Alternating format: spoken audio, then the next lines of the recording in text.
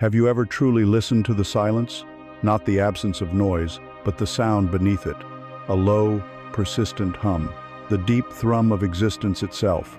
It is the sound of tension, of two immense forces holding each other in a perfect, eternal embrace. This is the sound of the universe, and it is the sound within you. You feel it, don't you? This constant, subtle pull in two directions. A part of you craves the deep, quiet stillness of a forest floor, the cool darkness of the soil, a retreat from the harsh glare of the world. This is the call of Yin, the sacred pull inward, toward being, toward receiving, toward the silent wisdom of the void. Yet, another part of you feels the irresistible fire of the sun, the drive to create, to build, to act, to speak your truth, to climb the mountain and see the world from a place of clarity and strength. This is the surge of Yang, the sacred push outward, toward doing, toward expressing, toward the focused light of intention. For too long, you have treated these two forces as enemies at war within you. You have praised the sun and feared the moon. You have celebrated the doing and shamed the being. This inner war is the source of your exhaustion. The feeling of being stretched thin, of running on empty, of a deep and nameless dissatisfaction even amidst your achievements. It is the ache of a soul divided against itself. But what if it was never a war at all? What if it has always been a dance? Right now, in this moment, let us create a space of stillness, a truce. Find a place where you can be undisturbed. Let your body settle and just breathe. With your next breath in, imagine you are drawing up the cool, dark, nurturing energy from the very core of the earth. This is Yin. Feel it fill you with a sense of peace, of being held, of profound rest. And as you breathe out, imagine you are releasing the fire, the tension, the endless lists and expectations. This is Yang, a letting go of the need to control, a surrender of the noise. Inhale the stillness, exhale the struggle. You are not broken, you are not lost. You have simply forgotten the steps to your own inner rhythm. This journey we are about to embark on is not about fixing you. It is about reminding you of the ancient cosmic choreography that lives in your very cells. This is not an escape from life. It is an initiation into its deepest, most powerful dance. It begins as a whisper, a frequency so low you mistake it for the thrum of the city, the hum of your own blood in your ears. It is a subtle dissonance in the symphony of your days, a single note, slightly off-key, that you can only just perceive in the quiet moments after the performance of your life has ended for the day. You lie in bed, the noise of the world finally fading, and you can feel it, a vibration in your bones, an echo in the vast, silent chamber of your inner world. At first, you dismiss it. It is nothing. It is tiredness. It is the residue of a stressful week, the ghost of 1,000 unanswered emails. You tell yourself it will pass with a good night's sleep, a weekend off, a vacation. You turn up the volume of your life to drown it out. More work, more social gatherings, more content, more noise. You fill every available space with sound and fury, hoping to crowd out the unsettling resonance. But it does not pass. The echo remains. In fact, the more you ignore it, the more insistent it becomes. The whisper becomes a murmur, a low and constant hum that underscores every thought, every action. It is the hum of imbalance. This echo is the voice of your soul telling you that its internal machinery is grinding. It is the sound of the sun and the moon within you being forced to fight for the same sky. It manifests not as a clear and present danger, but as a pervasive sense of wrongness. It is the exhaustion that clings to you like a damp coat, an exhaustion that sleep cannot touch, because it is not your body that is tired, but your spirit. It is the anxiety that coils in your stomach for no discernible reason, a free-floating fear that attaches itself to trivial things because its true source is too deep to name. It is the hollowness that follows a great achievement. You reach the summit you have strived for. You receive the applause, you cash the check, and for a fleeting moment, there is relief. But then, in the silence that follows, the echo rushes in to fill the new space, louder than before, mocking the emptiness of the victory. You find yourself thinking, is this it? Is this all there is? This is the profound ache of a life lived out of alignment. It is the taste of ash in your mouth after feasting on the fruits of a world that values doing over being and appearance over essence.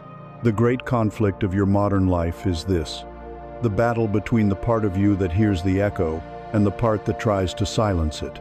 Inside you lives a drill sergeant, forged in the fires of societal expectation and personal ambition.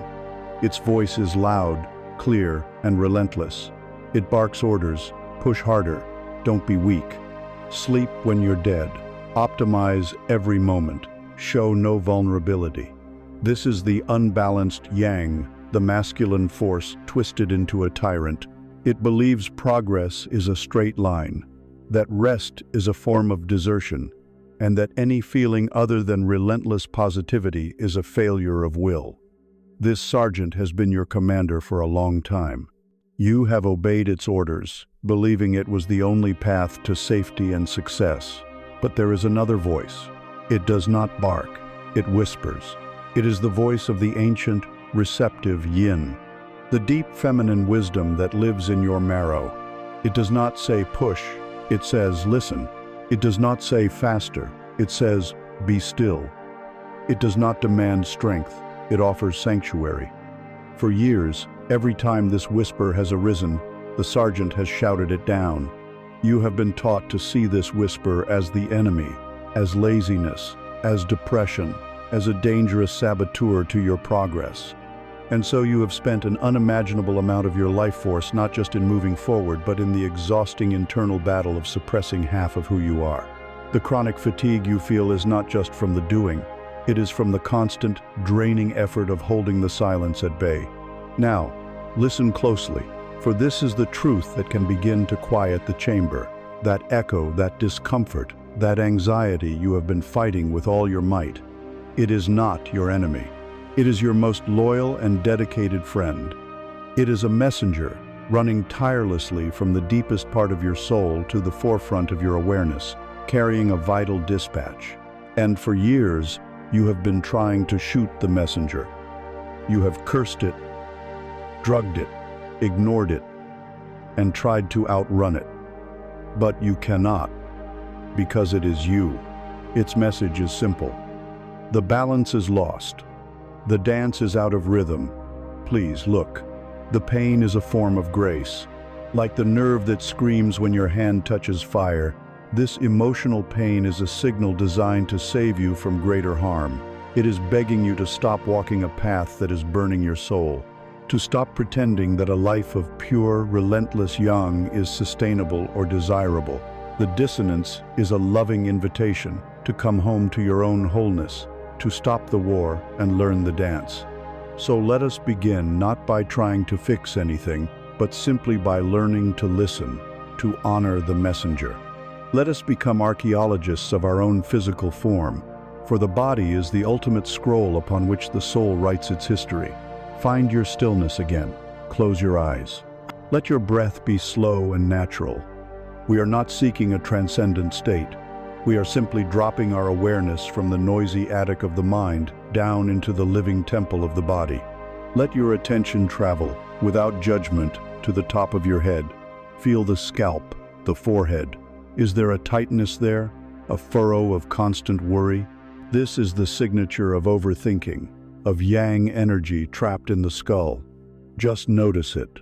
Acknowledge its presence, like noticing a cloud in the sky. Then let your awareness drift down to your jaw. Is it clenched?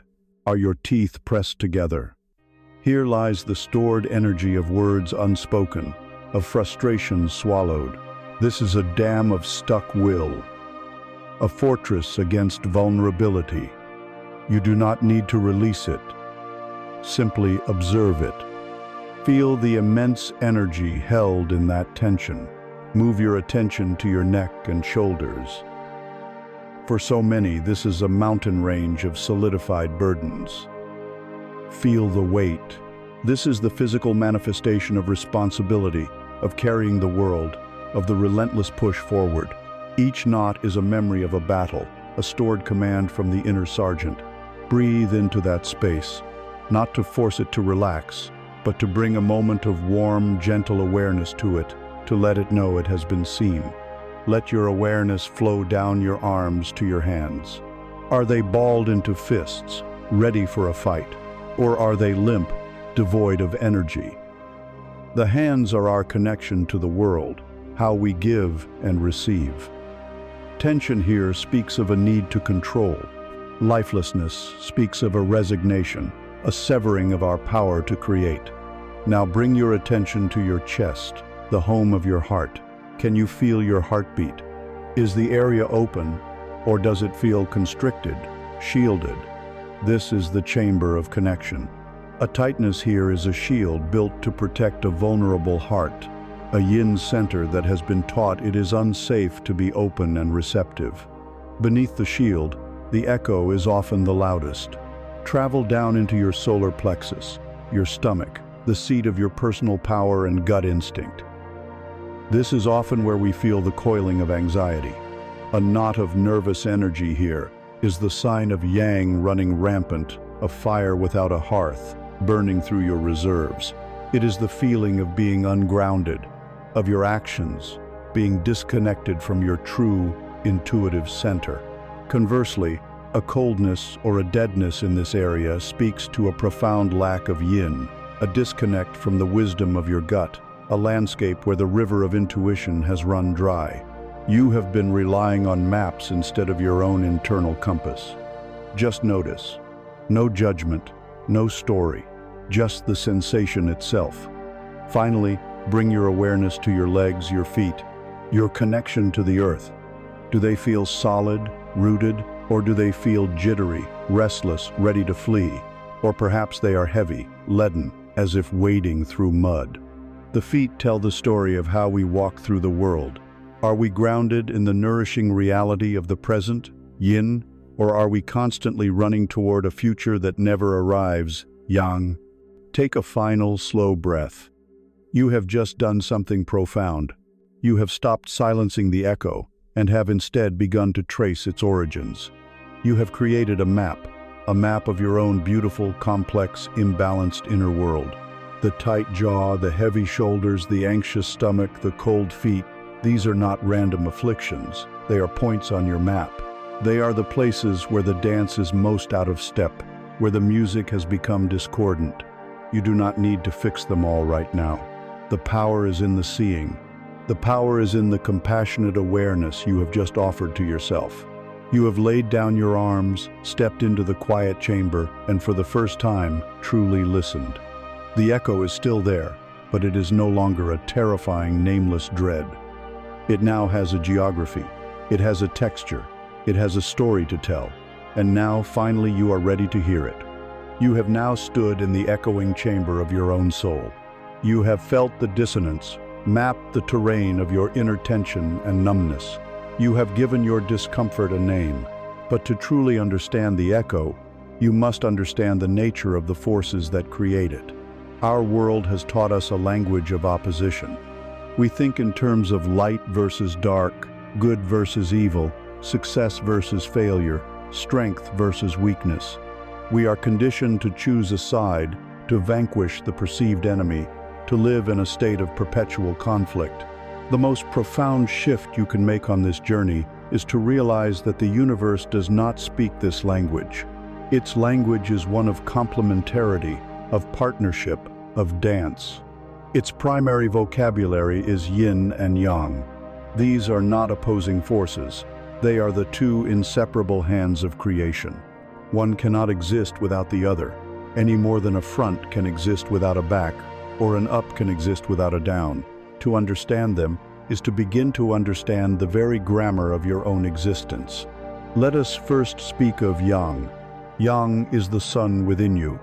It is the brilliant, clarifying light of high noon that banishes shadows and reveals the world in sharp detail. It is the energy of outward expression, of expansion, of doing. Yang is the force that pushes the seedling through the hard crust of the earth to reach for the sky. It is the fire in the forge that shapes raw iron into a purposeful tool. It is the structure of the skeleton that allows you to stand tall and move through the world. In your own life, Yang is the power of your intellect, the clarity of your logic, the strength of your will. It is the voice that speaks your truth in a crowded room. It is the focus you bring to a difficult task, the discipline that gets you out of bed in the morning, the courage that allows you to take a necessary risk. It is the part of you that builds, that organizes, that protects, that achieves. It is the sacred masculine principle, present in all beings regardless of gender. Without a healthy relationship with your Yang, you would remain a formless dream, a potential unrealized.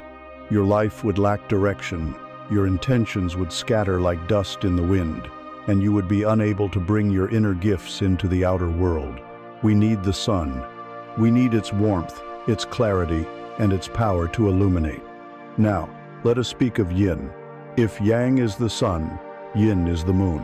It does not generate its own glaring light, but possesses a deep, mysterious luminosity all its own. It governs the night, the time of dreams, of rest, of quiet contemplation. Yin is the energy of inward movement, of contraction, of being. It is the dark, fertile, silent earth that receives the seed, nourishes its unseen roots, and provides the essential foundation for all growth. It is the deep, still water in the well that holds the wisdom of the ages. It is the gravitational pull that creates the tides, the magnetic force of surrender and acceptance. In your life, Yin is the power of your intuition, that gut feeling, that quiet knowing that precedes all logic. It is your capacity for empathy, your ability to listen not just to words but to the silence between them. It is the wisdom of your body, its need for rest and recovery. It is the courage to be vulnerable, to receive help, to let go of control. It is the sacred feminine principle, a vital force within every soul. Without a healthy connection to your Yin, you become a brittle, hollow machine. Your life becomes a surface-level performance, devoid of depth, meaning, and true connection. You burn out because you have forgotten how to draw nourishment from the wellspring of your own being. You become a desert, vast and impressive, perhaps, but incapable of sustaining life. Here is the great tragedy of our modern world, and the source of the echo in your soul. We have built a society that worships the sun and fears the moon. We have constructed a cult of Yang. We measure our value by our productivity, our visibility, our achievements. We are taught from birth to be little suns, to shine brightly, to be constantly active, to push forward at all costs. Our calendars are monuments to Yang, filled with tasks, meetings, and goals. Our screens are altars to Yang, constantly feeding us information, demanding our attention, pulling our energy outward. In this cult of the sun, the qualities of Yin are seen not as complementary strengths, but as dangerous weaknesses. Rest is rebranded as laziness. Sensitivity is called weakness. The need for solitude is seen as antisocial. Intuition is dismissed as unscientific nonsense. The darkness, the unknown, the fertile void where creativity is born, is treated as something to be feared and eradicated. We are encouraged to live under the relentless 24-hour glare of an artificial sun, and we wonder why we are withering. This societal imbalance inevitably creates a profound inner conflict. You internalize the cult of the sun and become its high priest within your own temple. You begin to police yourself. You feel a surge of guilt when you need to rest, as if you are committing a crime against productivity. You feel shame when tears come, judging yourself as overly emotional or weak. You berate yourself for not knowing the answer, for feeling confused, for needing time to simply be. You have turned the sacred rhythm of your own nature into a battleground. You are shaming yourself for having a moon. You are trying to amputate the most nurturing, intuitive, and restorative part of your own being because the world told you it was worthless. You are a creature of tides, attempting to live as if the ocean should only ever come in and never go out. Is it any wonder your spirit feels exhausted? Is it any wonder the echo of this impossible struggle reverberates through every cell of your being? The problem is not that you are weak or broken. The problem is that you are trying to fly with only one wing. You are trying to applaud with only one hand. You are trying to dance a cosmic waltz as a solo act. The truth is that the sun and the moon are not rivals. Look to the sky. They are partners in a magnificent, eternal choreography. The sun does not resent the sunset. It understands that its fierce energy must yield to the cool, restorative darkness of the moon for life on Earth to flourish. The moon does not fight the dawn. It gracefully recedes, knowing its work of dreams and replenishment is done. Life is in their interplay. Strength is born in the heat of the Yang forge, but resilience is tempered in the cool waters of the Yin well. A brilliant idea is born in a flash of Yang clarity, but its seed was gestated in the dark, fertile soil of Yin contemplation. True, sustainable power is not about being the sun or being the moon. It is about becoming the horizon itself, the sacred space where they meet, exchange their wisdom, and bow to one another in perfect, rhythmic harmony. Let us make this tangible. For the next few days, I invite you to perform a simple, private energy audit. Take a piece of paper or a notebook and draw a line down the middle. On the left side, write Yang. On the right, write Yin. Throughout your day, without judgment, simply log your activities in the appropriate column. Under Yang, list things like working on a task, solving a problem, making decisions, engaging in intense exercise, persuading someone, managing schedules, speaking, driving in traffic, being on social media. Under Yin, list things like resting without a screen, listening to music without doing anything else, being in nature, gentle stretching, daydreaming, meditating, journaling your feelings, taking a bath. Listening to a friend without trying to fix their problems, simply being, be honest. Be meticulous. At the end of the day, look at your two columns. Look at the shape of your life on paper. For many of you, the Yang column will be overflowing, cascading onto the floor. The Yin column may have only one or two entries, or it may be completely barren. Do not greet this observation with shame. Greet it with compassion and curiosity. This is not a report card of your worth. This is the diagnostic chart you have been looking for. This is the source code of the echo. You now have the data. You can see, in black and white, the profound imbalance you have been trying to sustain. You can see the desert you have been living in. But now that you can see it, you can also begin to imagine an oasis. You can begin to consciously, deliberately, add a few drops of water to the parched earth. You can begin to invite the moon back into your sky. The journey is not about extinguishing the sun, but about remembering the power and beauty of the moon, so that your inner world can finally know the life-giving grace of both twilight and dawn. And so you have come to understand the sun and the moon within you, the twin forces of action and stillness that choreograph your existence. But there is a territory we have been taught to fear more than any other, a space so vast and so quiet that the modern world has declared it an enemy. It is the space between thoughts, the pause between breaths, the silent moments when the music of distraction finally fades. It is the void.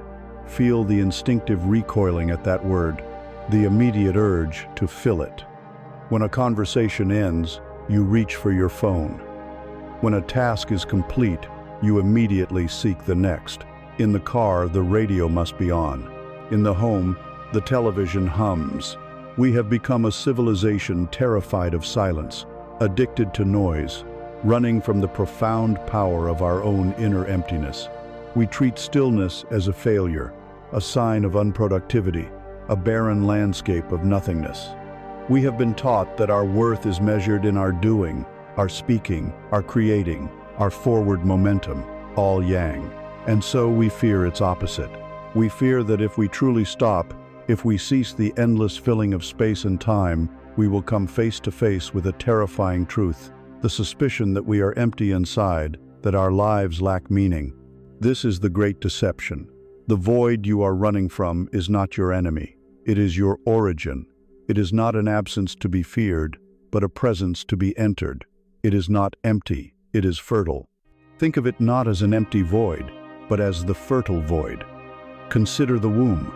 It is the most perfect expression of yin power in the universe. It is dark, it is silent, it is receptive. On the surface, from the outside world of yang, nothing appears to be happening. There is no noise, no frantic activity, no visible result. Yet, within that sacred stillness, a miracle of creation is unfolding. Cells are dividing, life is taking form, a complete being is being woven from silence and potential. The womb does not try to create. It simply provides the perfect, undisturbed, nourishing space for creation to happen. Your inner world operates under the same law. Your greatest ideas, your most profound moments of insight, your deepest healing are not forged in the clamor of a busy mind. They are gestated in the silent womb of your own awareness. But to access it, you must be willing to turn off the noise. You must be brave enough to enter the quiet. You must learn to trust the darkness. Imagine a field in the dead of winter. You look out upon it and see only barren earth, hard and frozen. The trees are skeletal. The landscape appears lifeless and desolate. It seems to be a place of death, of absence. This is how your inner world can feel when you are burned out, tired, and lost. It feels empty. But if you could see beneath the surface, you would witness a different story. You would see the earth in a state of profound rest, gathering its nutrients, restoring its power. You would find seeds, dormant and patient, holding within their tiny shells the entire blueprint for the spring to come. They are not dead, they are preparing. This winter fallow is not an ending. It is a vital, non-negotiable part of the cycle of life. Without this period of deep, quiet, fertile rest, there could be no spring blossoms, no summer growth, no autumn harvest. We too are subject to these natural rhythms. Yet we expect ourselves to be in a constant state of spring and summer, always blooming, always producing. We deny ourselves our necessary winter. We fear the fallow periods, mistaking them for failure. The fertile void is your inner winter ground. It is the place you must return to rest, to gather your strength, to allow the seeds of your next chapter to prepare themselves in the sacred silence, safe from the demands of the outer world. The path into this fertile ground is simpler than you think, yet it may be one of the most challenging practices you undertake. It requires no special equipment, no complex philosophy. It requires only your willingness. I invite you to practice the art of sacred doing nothing. For 5 minutes each day, simply stop. Find a place where you can sit and be undisturbed. You are not trying to meditate. You are not trying to clear your mind. You are not praying. You are not analyzing your thoughts. You are doing absolutely nothing. You are simply giving yourself permission to exist without purpose or agenda for 300 seconds. When you first begin, this silence will feel deafening. Your mind, like a spoiled child denied its toy, will scream for distraction. It will present you with urgent to-do lists, replay old conversations, generate anxieties about the future. You will feel an intense physical pull to get up, to check something, to do anything but sit in this emptiness. Do not fight this. Do not judge it. Simply observe it. Watch the frantic thrashing of the mind. Feel the pull of restlessness in your body, and do nothing. You are the silent, unmoving witness to your own inner storm. By not reacting, by not indulging the mind's panic, you are performing a profound act. You are creating space. You are gently teaching your entire being that it is safe to be still. You are remembering that you are not the storm. You are the sky in which the storm is happening. In these 5 minutes, something alchemical occurs. At first, you only notice the noise, but as you continue this practice day after day, you begin to hear something else underneath the chatter. a quiet hum, a deep stillness. This is the sound of your own being. It has been there all along, drowned out by the static. As you allow the muddy water of your mind to settle, clarity begins to emerge, not because you forced it, but because you allowed it. The fertile void is not about adding anything to you. It is about creating the space for your own innate wisdom to surface. The solutions you have been wrestling with will appear with effortless grace. The creative spark you thought you lost will reignite. The heavy weight of unspoken grief will begin to dissolve in the gentle embrace of your own silent presence. This is the true power of Yin. It does not conquer, it receives. It does not build, it nourishes. It does not strive, it allows.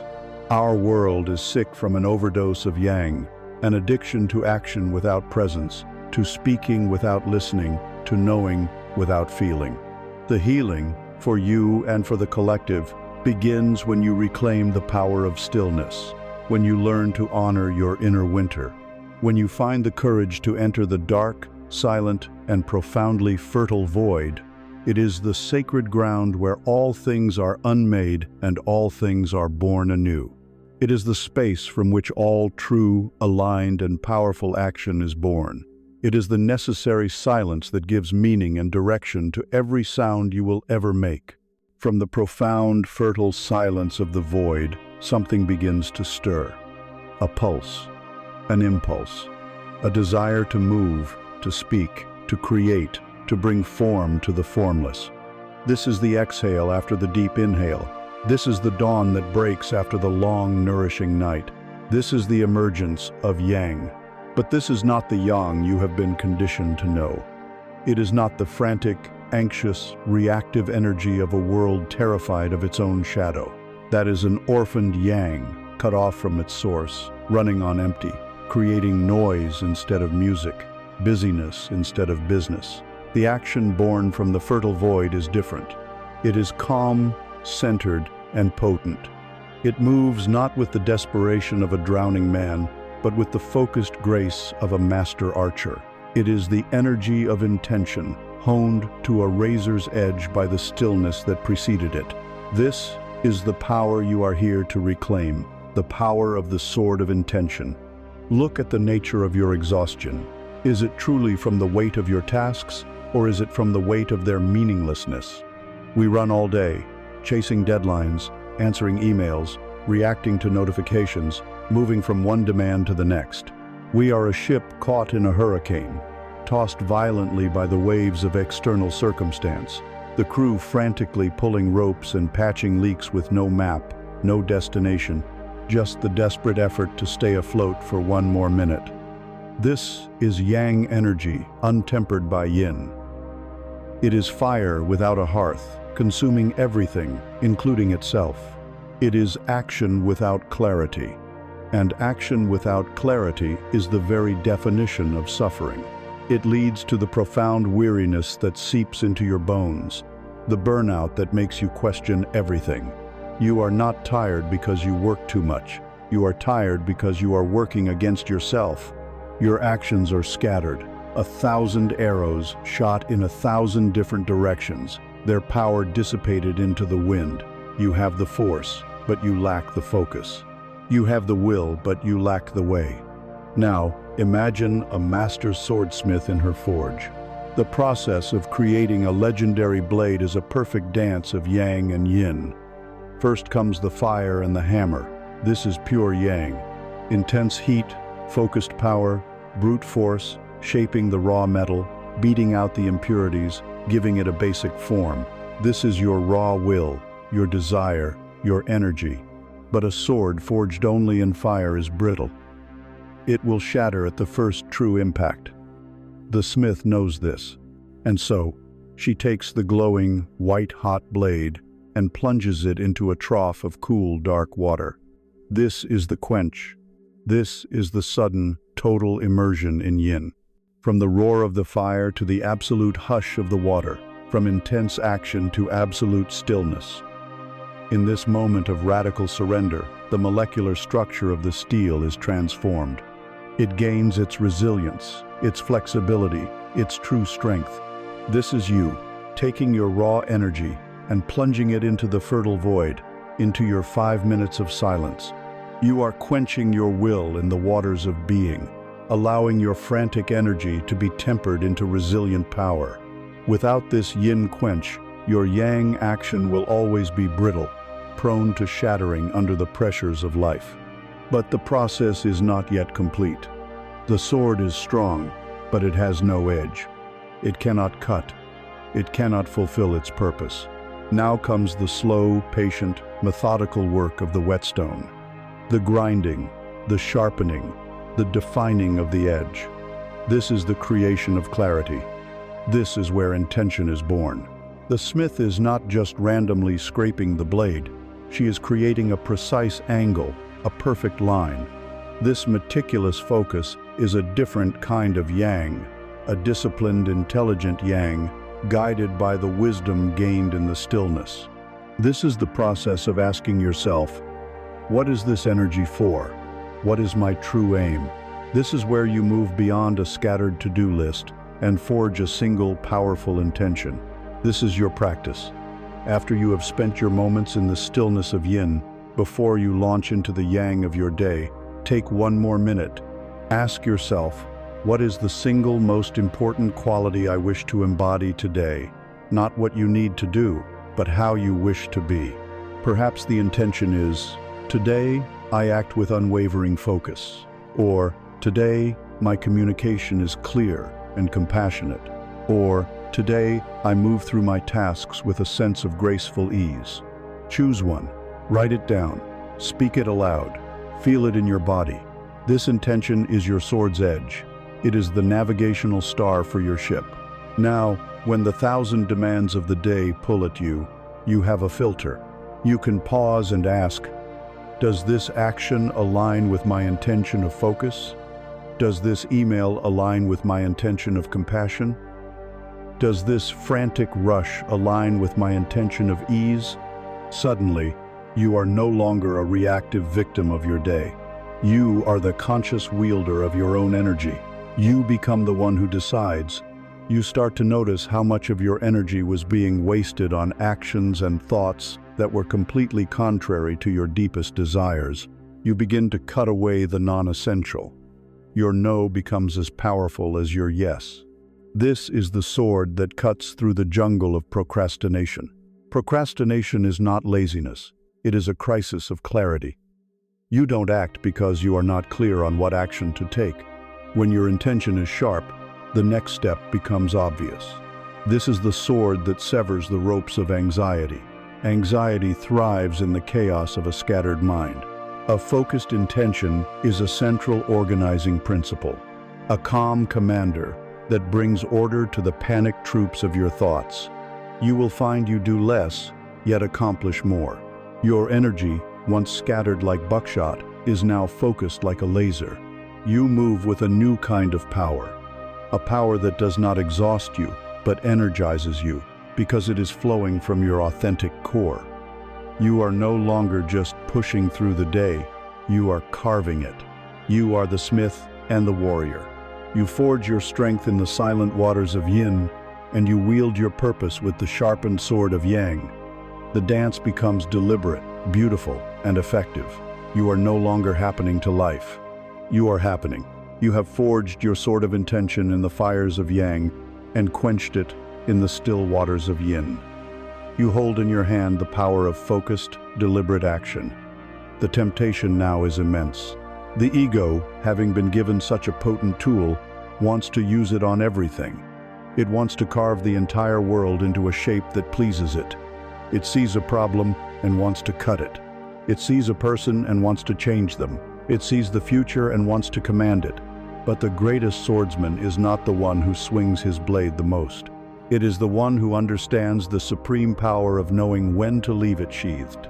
The ultimate dance of yin and yang is not just about action and stillness, but about control and surrender. It is the dance of the river and the bank.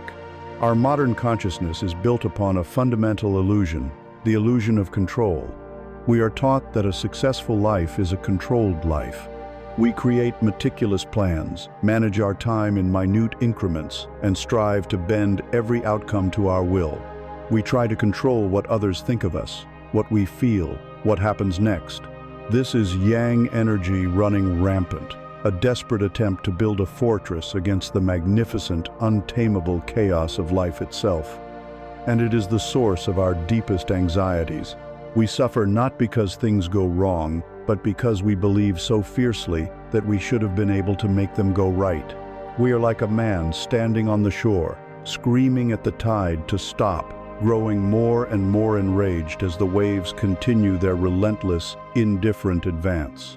We are like a gardener planting a seed and then digging it up every hour to see if it's growing, demanding progress on a timetable that is not ours to set.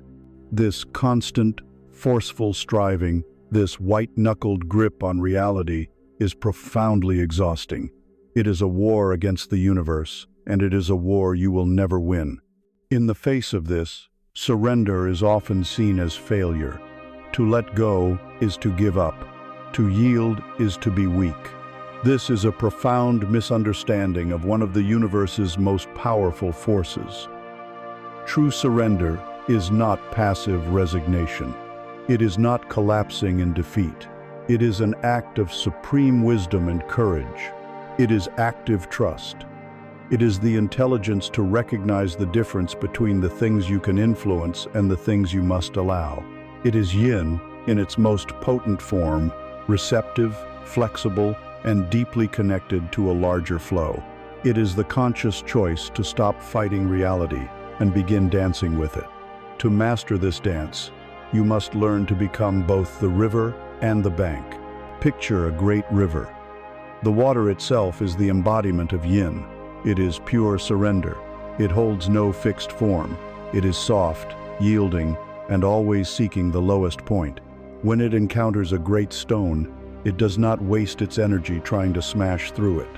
It flows around it, embracing it, and continues on its journey. It may seem gentle, but over millennia, this soft, yielding water carves the Grand Canyon from solid rock. The river is the flow of your life. It is your emotions, your aging process, the people who come and go, the unexpected events, the mystery. You cannot stop this river. You cannot command your grief to disappear or your joy to last forever. You cannot halt the passage of time. To try is to declare war on your own nature. Now, picture the banks of that river. The banks are the embodiment of Yang. They are firm, structured, and steadfast. They provide the container for the wild energy of the water. They give the river direction, purpose, and form. Without the banks, the river would not be a river. It would be a stagnant, formless swamp, its power dissipated into mud. The banks are your choices, your commitments, your boundaries. They are your sword of intention. They are the structures you build in your life, the discipline you cultivate, the word no, spoken with calm certainty. They are the conscious, deliberate act of giving your life's energy a channel through which to flow powerfully. These two forces are not enemies. They are inseparable partners in a cosmic dance. The river needs the bank to become a powerful current. The bank needs the river to have any meaning at all. A bank without a river is just a dry ditch.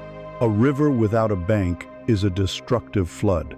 Your entire life is this interplay. The suffering begins when you try to be only one. If you are only the bank, you become rigid, brittle, dry, and controlling. Your life has no flow, no vitality. You resist every change, fight every emotion, and live in a constant state of tension. If you are only the river, you become chaotic, aimless, and a victim of circumstance. You have no boundaries, no direction, and your life force is scattered and ineffective. You are swept away by every mood and external event. Wisdom is learning which to be and when. You must be the bank when you decide to protect your sacred time for stillness. You erect a firm boundary against the world's demands. You must be the bank when you commit to a healthy practice, holding yourself to a standard out of self-respect. You must be the bank when you say no to a request that violates your integrity. This is using your Yang, your sword of intention, to give your life a strong, healthy container. And you must be the river when a great wave of sadness washes over you after a loss. Your job is not to dam the feeling, but to be the strong banks that allow the river of grief to flow through you without destroying you. You must be the river when an unexpected obstacle blocks your meticulously planned path. Instead of battering against it, you relax, flow around it, and trust that the river knows its way to the sea. You must be the river when you have done all you can do, when you have sent the arrow from the bow, and the outcome is now in the hands of the universe. You release your grip. You surrender your need to control. You actively trust the flow. How do you know when to be which? Your feeling state is your guide.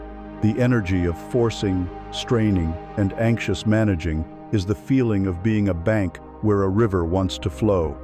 It feels brittle and tense. The energy of drifting, powerlessness, and chaotic aimlessness is the feeling of being a river where a bank needs to be built. It feels weak and uncentered. True power is the fluid mastery of this dance. It is the ability to be as unyielding as stone when protecting your soul, and as soft as water when embracing your humanity. It is knowing precisely when to wield your sword and when to sit peacefully on the riverbank, simply watching the water flow by.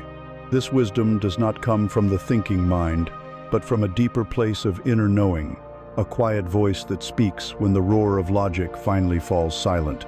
You stand at a crossroads. Before you, the path splits, and you must choose. How do you know which way to go? How do you discern when to be the unyielding bank and when to be the flowing river? The wisdom for this does not come from an external book or teacher. It comes from within. You are host to two great counselors, two powerful forms of intelligence gifted to you by the universe. One speaks in the clear, articulate, and often demanding language of the mind. The other communicates in the subtle, resonant, and often wordless language of the soul. This is the eternal dance between the roar of logic and the whisper of intuition. Your task is not to choose one over the other, but to learn the art of listening to both. First, you must understand the nature of logic. It is the brilliant, beautiful instrument of the conscious mind, the great power of Yang. Logic is the architect that builds civilizations, the scientist that maps the genome, the engineer that erects bridges. It is the part of you that creates spreadsheets, weighs pros and cons, analyzes past data, and constructs a rational argument. It is a tool of immense power, and it is essential for survival and creation in this world. It builds the riverbank. It forges the sword. We are taught from our first day in school to worship at its altar. We are told to be rational, to have reasons, to make sense. And so, we trust the roar of logic implicitly. Its voice is loud, confident, and clear. It presents its case with evidence and precedent. It speaks with the authority of the known world. But logic has a profound limitation. It can only work with what it already knows. It is a master of the past, but it is blind to the future. It can analyze the data you have, but it cannot access the data you don't. It knows the map, but it cannot feel the weather changing. Logic lives in a world of black and white, cause and effect. It is uncomfortable with paradox, mystery, and the non-linear leaps of creative insight. When faced with a decision that requires a jump into the unknown, logic can become paralyzed, running the same calculations over and over, seeking a certainty that does not exist. Or worse, it will steer you toward the sensible path, the one that looks good on paper, even if your entire being is screaming that it's the wrong way to go. Then there is the whisper of intuition. This is the voice of Yin. It is ancient, holistic, and connected to a field of knowing that transcends personal experience. It is your soul's connection to the vast intelligence of the universe. Intuition does not argue, it simply knows. It does not present a case, it offers a feeling. It is the sudden, inexplicable pull toward a person or a place. It is the quiet but firm no that rises in your gut when everything on the surface looks like a yes. It is the hairs that stand up on the back of your neck. It is the flash of insight you receive in the shower, the answer that arrives in a dream. Its language is not words, but resonance. A choice is either in harmony with your being, or it creates dissonance. It feels right, or it feels wrong. Because its voice is a whisper, it is easily drowned out by the roar of logic and the noise of the world. To hear it, you must cultivate silence. You must be willing to listen to a guidance system that you cannot prove or explain. The central conflict of the modern soul is the war between these two counselors. You are offered a job. Logic creates a list. The salary is excellent. The title is prestigious. It is a secure step on your career ladder. But intuition whispers, something is wrong here. There is a deadness in that building. You meet a new partner. Logic ticks the boxes. They are attractive, successful, and everyone approves. But when you are with them, your intuition registers a deep feeling of unease, a subtle drain on your energy. In these moments, who do you trust? Society has trained you to obey the roar. You take the job, you stay in the relationship, and months or years later, when things inevitably fall apart, you are left with the ghost of a single painful thought. I knew it. I knew it from the very beginning. You did know. Your intuition gave you the map, but you chose to follow a different set of directions. The way forward is not to abandon logic, but to place it in its rightful role. Imagine you are the captain of a great ship sailing across the ocean. The ocean itself is intuition. It is vast, alive, and powerful, with its own currents and weather systems that are far beyond your control. Your intuitive sense is your ability to feel the ocean, to sense the coming storm before it appears on the horizon, to feel the deep current that can carry you swiftly to your destination. Logic, on the other hand, is your instrument panel, your charts, your rudder, and your knowledge of sailing. It is your ability to plot a course, to manage the sails, and to steer the ship. A foolish captain relies only on logic. He stares at his charts and his compass, while a hurricane gathers around him, insisting that the weather should obey his plan. He is technically correct, but he will sink. Another foolish captain relies only on intuition. He has no charts, no rudder, no skill. He simply drifts, at the mercy of every current and gust of wind, hoping to wash up somewhere pleasant. He is one with the ocean, but he has no direction. The wise captain is a master of the dance. She deeply respects the ocean. She uses all her senses to feel the shifts in the wind and water. This is her intuition providing the raw, vital information. Then, she uses her skill, her charts, her logic to skillfully navigate within the reality the ocean presents. She uses her yang to dance with the yin. This is your model. Your intuition provides the map from the universe. It whispers, go this way, not that way. Talk to that person. This situation is not for you. It gives you the destination, the divine insight. Once you receive this whisper, you must honor it. Then, you turn to your brilliant counselor, logic, and give it its assignment. You say to your mind, my soul tells me this is the path. Your job is not to question the destination, but to figure out the best way to get there. Build me the bridge, plot the course, handle the details. Logic, when used in service of intuition, becomes an unstoppable force. It is no longer a tyrant, but a brilliant and loyal servant. It uses its power to manifest the wisdom of the soul. Start today. When you have a decision to make, no matter how small, practice this. First, be still. Ask your body, your heart, what is the whisper? What is the feeling? Give it space. Then, once you have that intuitive hit, engage your mind. Ask it to explore, to plan, to execute. Stop letting them fight. You are not the referee in a battle. You are the wise ruler hosting a council. The roar of logic is your trusted advisor for the material world. The whisper of intuition is your sacred connection to the soul of the universe. True wisdom is born in the silence where you can finally hear them both. Your intuition speaks, and you have learned to listen. It has guided you to the riverbank of surrender and armed you with the sword of intention. But where does it lead you now?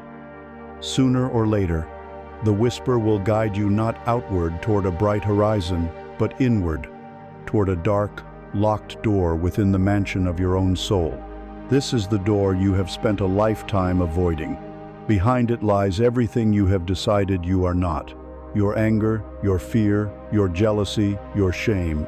This is the place of your sacred shadow, and your journey toward wholeness is not complete until you find the courage to turn the key. The shadow is one of the most misunderstood concepts of the inner life. We think of it as our dark side, our capacity for evil, a monster to be slain or forever imprisoned. But this is only a fraction of the truth. Your shadow is everything you have disowned about yourself in order to be loved, to be safe, to fit in. Think back to your childhood. You were told, "Don't be angry." So you took your powerful, righteous anger and you locked it in the shadow. You were told, "Big boys don't cry." So you took your profound capacity for grief and vulnerability and threw it into the darkness. You were told, "Don't be so loud, so ambitious, so much." So you took your brilliant, fiery, creative power and you buried it alive. Your shadow, then, is not just a cellar of your undesirable traits. It is a treasure chest covered in dust, containing some of the most powerful and authentic parts of your being. It holds your repressed power, your untamed creativity, your fierce life force. To become whole is not to eliminate the shadow, but to bring all of its forgotten parts back into the light of your own compassionate awareness. Why must you do this? Because what is repressed does not go away. It simply goes underground, where it gathers strength and runs your life from behind the scenes. An unacknowledged shadow wreaks havoc in three primary ways. First, it projects. The anger you refuse to see in yourself is the rage you see and condemn in everyone else. The ambition you disowned as unspiritual becomes the bitter envy you feel toward the success of others. The world becomes a mirror for the parts of you that you will not face, and you spend your life angrily polishing the mirror instead of looking at yourself. Second, the shadow sabotages. The vulnerability you deny in yourself will lead you unconsciously into situations where you are repeatedly hurt, as if some part of you is trying to force you to feel what you have refused to feel. The repressed anger leaks out as sarcasm, passive aggression, or sudden disproportionate outbursts that damage your relationships. You find yourself acting in ways that are completely contrary to your conscious intentions, a puppet pulled by strings you cannot see. Third, it exhausts you. It takes a tremendous amount of life force to keep this door locked, to maintain the persona of the good, calm, positive person.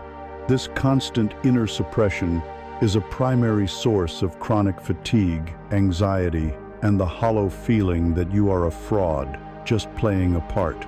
Imagine your psyche is a vast and beautiful house.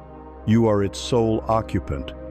But there is one room whose door has been bolted and barred for as long as you can remember. You never go near it. You have decorated the rest of the house beautifully, but you can never fully relax. You are always aware of that door. At night, you hear strange thumps and whispers coming from it, which you call your anxiety or your nightmares. Sometimes a strange, unpleasant smell leaks from under the door, which you call your unexplained sadness or your bitterness. Your entire life is lived in the other rooms, constrained by the constant, low-grade fear of what is in that unlit space. The work of integration is not to arm yourself and go in to fight the monster. The work is simply to decide you will no longer be afraid of your own house. It is to take a breath, walk to the door, and with a hand that trembles, turn the key. The key is your willingness. Then you open the door, not with aggression, but with curiosity, and you reach for the light switch. The light is your non-judgmental awareness. When the light floods the room, what you find is not a monster. What you find, first, is a small, forgotten child. It is you, at the age your anger was shamed. It is you, at the age your sensitivity was mocked. It is you, at the age your wildness was tamed. It is scared and alone. Your first task is not to judge it or fix it, but to scoop it up into your arms and say, I am here now. I will not abandon you again.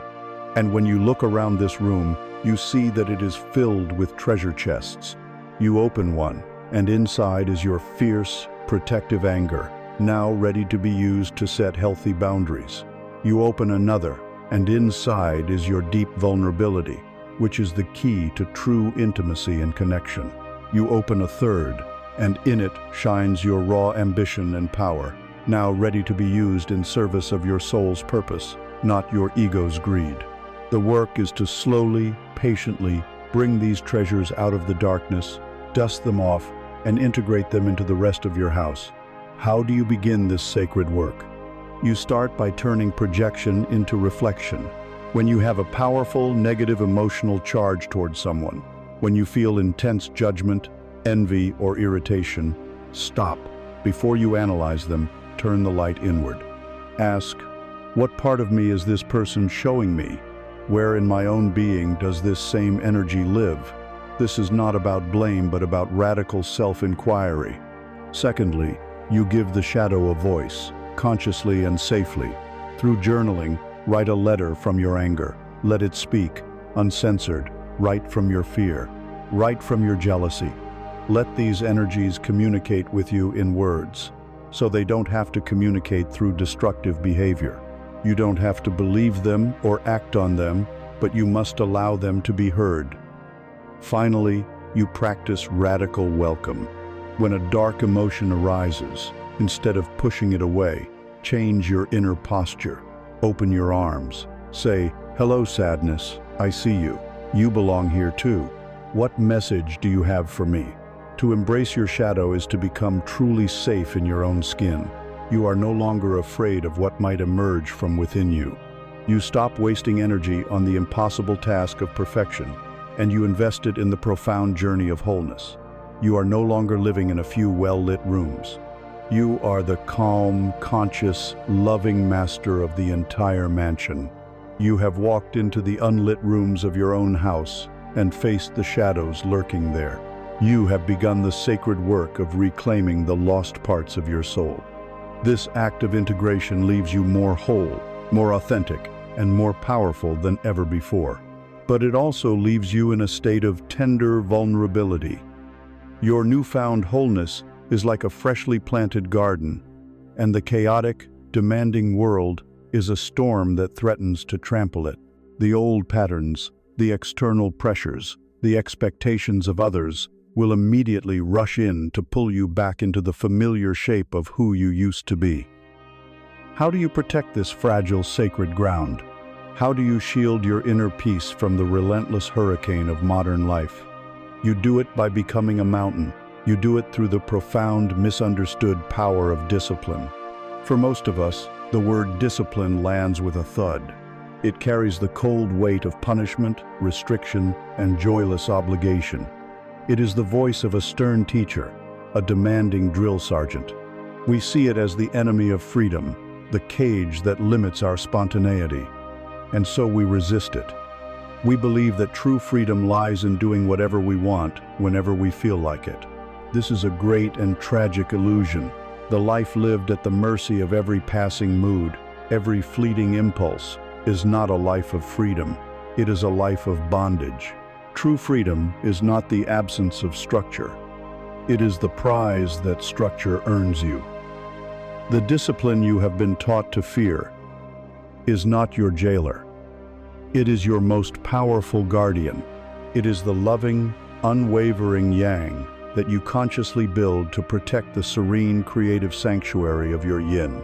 Let go of the idea of discipline as punishment and embrace it as devotion. It is an act of profound self-respect. It is you looking at your inner peace, your creativity, your connection to the divine, and saying, "This is so precious, so valuable, that I will build a fortress around it." Now, picture a great mountain. The mountain is the ultimate embodiment of enlightened yang energy. It is solid, stable, patient, and unshakably present. It does not apologize for the space it occupies. It does not flinch when the wind howls or the storms rage. It does not get swept away by the drama of the weather. It simply stands, its peak often in the calm, clear air above the clouds. This is the quality you are cultivating. To be the mountain is to choose your own inner climate, regardless of the external forecast. And what happens on this mountain? On its slopes, sheltered from the harshest gales, a delicate and diverse ecosystem can thrive. This is the yin that your yang protects. In the leeward valleys, fragile wildflowers bloom, safe from the wind that would otherwise tear them apart. This is your creativity. Clear, pure springs bubble up from the deep earth, untroubled by the turbulent weather. This is your intuition. Ancient, powerful trees sink their roots deep into the protected soil, growing stronger with each passing season. This is your newfound wholeness, your integrated shadow. None of this delicate life could survive on an open, unprotected plain. It thrives precisely because the mountain stands firm, creating a sacred space for it to grow. Your discipline to sit in silence for 5 minutes each day is the mountain protecting the wildflower of your inner peace. Your discipline to journal and give your shadow a voice is the mountain protecting the sapling of your authenticity. Your discipline to move your body or nourish it well is the mountain creating a strong vessel for your spirit. It is not punishment, it is protection. The path to becoming the mountain is not paved with grand, heroic gestures. It is built one small stone at a time, with unwavering consistency. The power is not in the intensity, but in the rhythm. Do not try to build the entire mountain in a single day by vowing to change everything at once. This is the ego's approach, and it always leads to collapse. Instead, choose one small, manageable stone. Perhaps your stone is committing to 5 minutes of silence every morning before you touch your phone. That is all. Your only task is to place that one stone every single day. Some days, you will place it with ease and joy. Other days, you will be tired and uninspired, and you will place it with sheer determination. The mountain does not care about your mood. The mountain does not judge the quality of the placement. It only registers that the stone was placed. The consistency itself is what generates the power. It sends a message to the deepest parts of your being and to the universe itself that you are serious. You are no longer available for a life of chaos. You are building a sanctuary. To sustain this, you cannot rely on willpower. Willpower is a finite resource, a muscle that fatigues. Instead, you must fuel your discipline with love. You place your stone each day, not because you should, but because you love the garden it protects. You meditate not to check a box, but because you are devoted to your own sanity. You set a boundary not to be cruel, but because you love yourself enough to refuse to be mistreated. Connect every act of discipline back to the gentle, sacred yin it is designed to shelter. The yang structure serves the yin sanctuary. When you frame it this way, discipline is transformed from a chore into a ritual. It becomes an act of worship at the altar of your own highest self. Slowly, stone by stone, your mountain will rise. You will begin to feel a new stability within you, a quiet center that is not rocked by the daily storms of life. You will notice that your creative ideas have a safe space to land and develop. You will feel your intuitive voice become clearer in the quiet you have cultivated. This is true freedom. It is not the frantic freedom of the leaf blown about by the wind. It is the majestic freedom of the mountain. You are no longer a slave to your moods, to the demands of others, or to the chaos of the world. You have built, through your own loving devotion, an inner landscape of peace and power. You have become the unwavering guardian of your own precious life. You have built your mountain. You have chosen the discipline of devotion, creating a stable, sacred ground within yourself. But a mountain, for all its strength, is not exempt from the weather. Storms will still come. The winds of loss will blow, the rains of grief will fall, and the lightning of sudden crisis will strike. The purpose of building your mountain was never to create a life free from pain. That is an impossible and childish fantasy. The purpose was to become a being strong enough to meet the pain without shattering. The question is not if the storm will come, but what you will do with its energy when it arrives. You can allow it to erode and destroy you, or you can learn the sacred art of inner alchemy, transforming the raw, chaotic energy of pain into the indestructible gold of wisdom and strength. First, you must understand the crucial difference between pain and suffering. Pain is a clean, raw, inevitable fact of human existence. It is the sharp, physical sensation of a wound, the visceral ache of a heartbreak, the hollow echo of a dream's death. Pain is a pure energy, a messenger that arrives to tell you that something needs attention. It is the grain of sand that slips into the soft flesh of the oyster. Suffering, however, is the story you tell yourself about the pain. Suffering is the resistance, the mental and emotional friction you create by insisting this should not be happening. It is the why me? It is the blame, the resentment, the endless loop of victimhood. Pain is the event. Suffering is your interpretation of the event. The path of the alchemist does not seek to eliminate pain. The path of the alchemist seeks to eliminate the resistance that turns pain into suffering. The ancient alchemists sought to turn base metals, like lead, into gold. The foolish saw this as a literal, material pursuit. The wise understood it as a metaphor for the transformation of the human soul. Your pain, your grief, your despair, this is your lead. It is heavy, dark, and in its raw state, it feels worthless and toxic. The common human reaction is to try and get rid of the lead, to deny it, to numb it, to bury it. But the alchemist knows a profound secret. The lead is not an obstacle, it is the essential ingredient. You cannot make gold without it. Your pain is not a cosmic mistake or a sign of your failure. It is the sacred raw material given to you by the universe for the creation of your own enlightenment. To step onto this path is to shift from being a victim of your pain to becoming a conscious alchemist of it. Consider the oyster. When the sharp grain of sand, the pain, enters its world, it has a choice.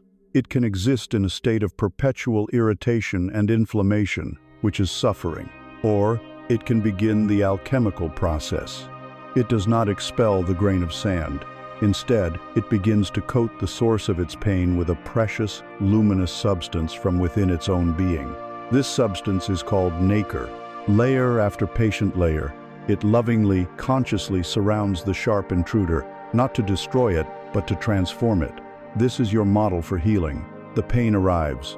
Instead of fighting it, you learn to secrete your own form of nacre. Your nacre is your compassionate presence. It is your conscious breath. It is your non-judgmental awareness. It is your self-love. You gently, patiently coat the sharp edges of your pain with your presence, layer by layer. The result of this devoted internal work, over time, is a pearlen object of profound beauty, strength, and value, with the original wound enshrined forever at its very core. Your greatest strengths, your deepest compassion, your most resilient wisdom, these are the pearls created from the wounds you have learned to tend with love. How then do you practice this alchemy? When pain arrives, your first act of courage is to resist the instinct to run. Do not immediately reach for the distraction, the numbness, the blame. Use the strength of your mountain, your discipline, to simply be still. This is the hardest step. Just stay. The second step is to move out of the story and into the body. Suffering lives in the looping narrative of the mind. Pain lives in the body. Close your eyes. Where do you physically feel this grief? Is it a hollow ache in your chest, a tight knot in your stomach, a burning in your throat? Find its precise location. Breathe into it. This act alone takes the pain out of the realm of suffering and brings it back to a manageable physical sensation. The third step is to begin secreting your nacre. You do this with your breath and your intention. As you breathe in, Imagine you are gathering a warm, gentle, healing light. As you breathe out, direct that light to the physical place of pain in your body. Do not try to force the pain out. Do not try to destroy it. Your intention is simply to surround it, to hold it, to soften the edges. You are meeting your pain the way a loving parent would meet a crying child, not with anger or dismissal, but with a gentle embrace. You are saying to your pain with every breath, I see you, I feel you, I will not abandon you. You are allowed to be here. Layer by layer, breath by breath, you coat the sharpness with compassion. You will find that when you stop fighting the pain, it begins to transform. Its grip lessens. Its nature changes from a menacing enemy to a pure, powerful energy. Finally, when the resistance has softened, you can ask the pain a question, not from the mind, but from the heart. What are you here to teach me?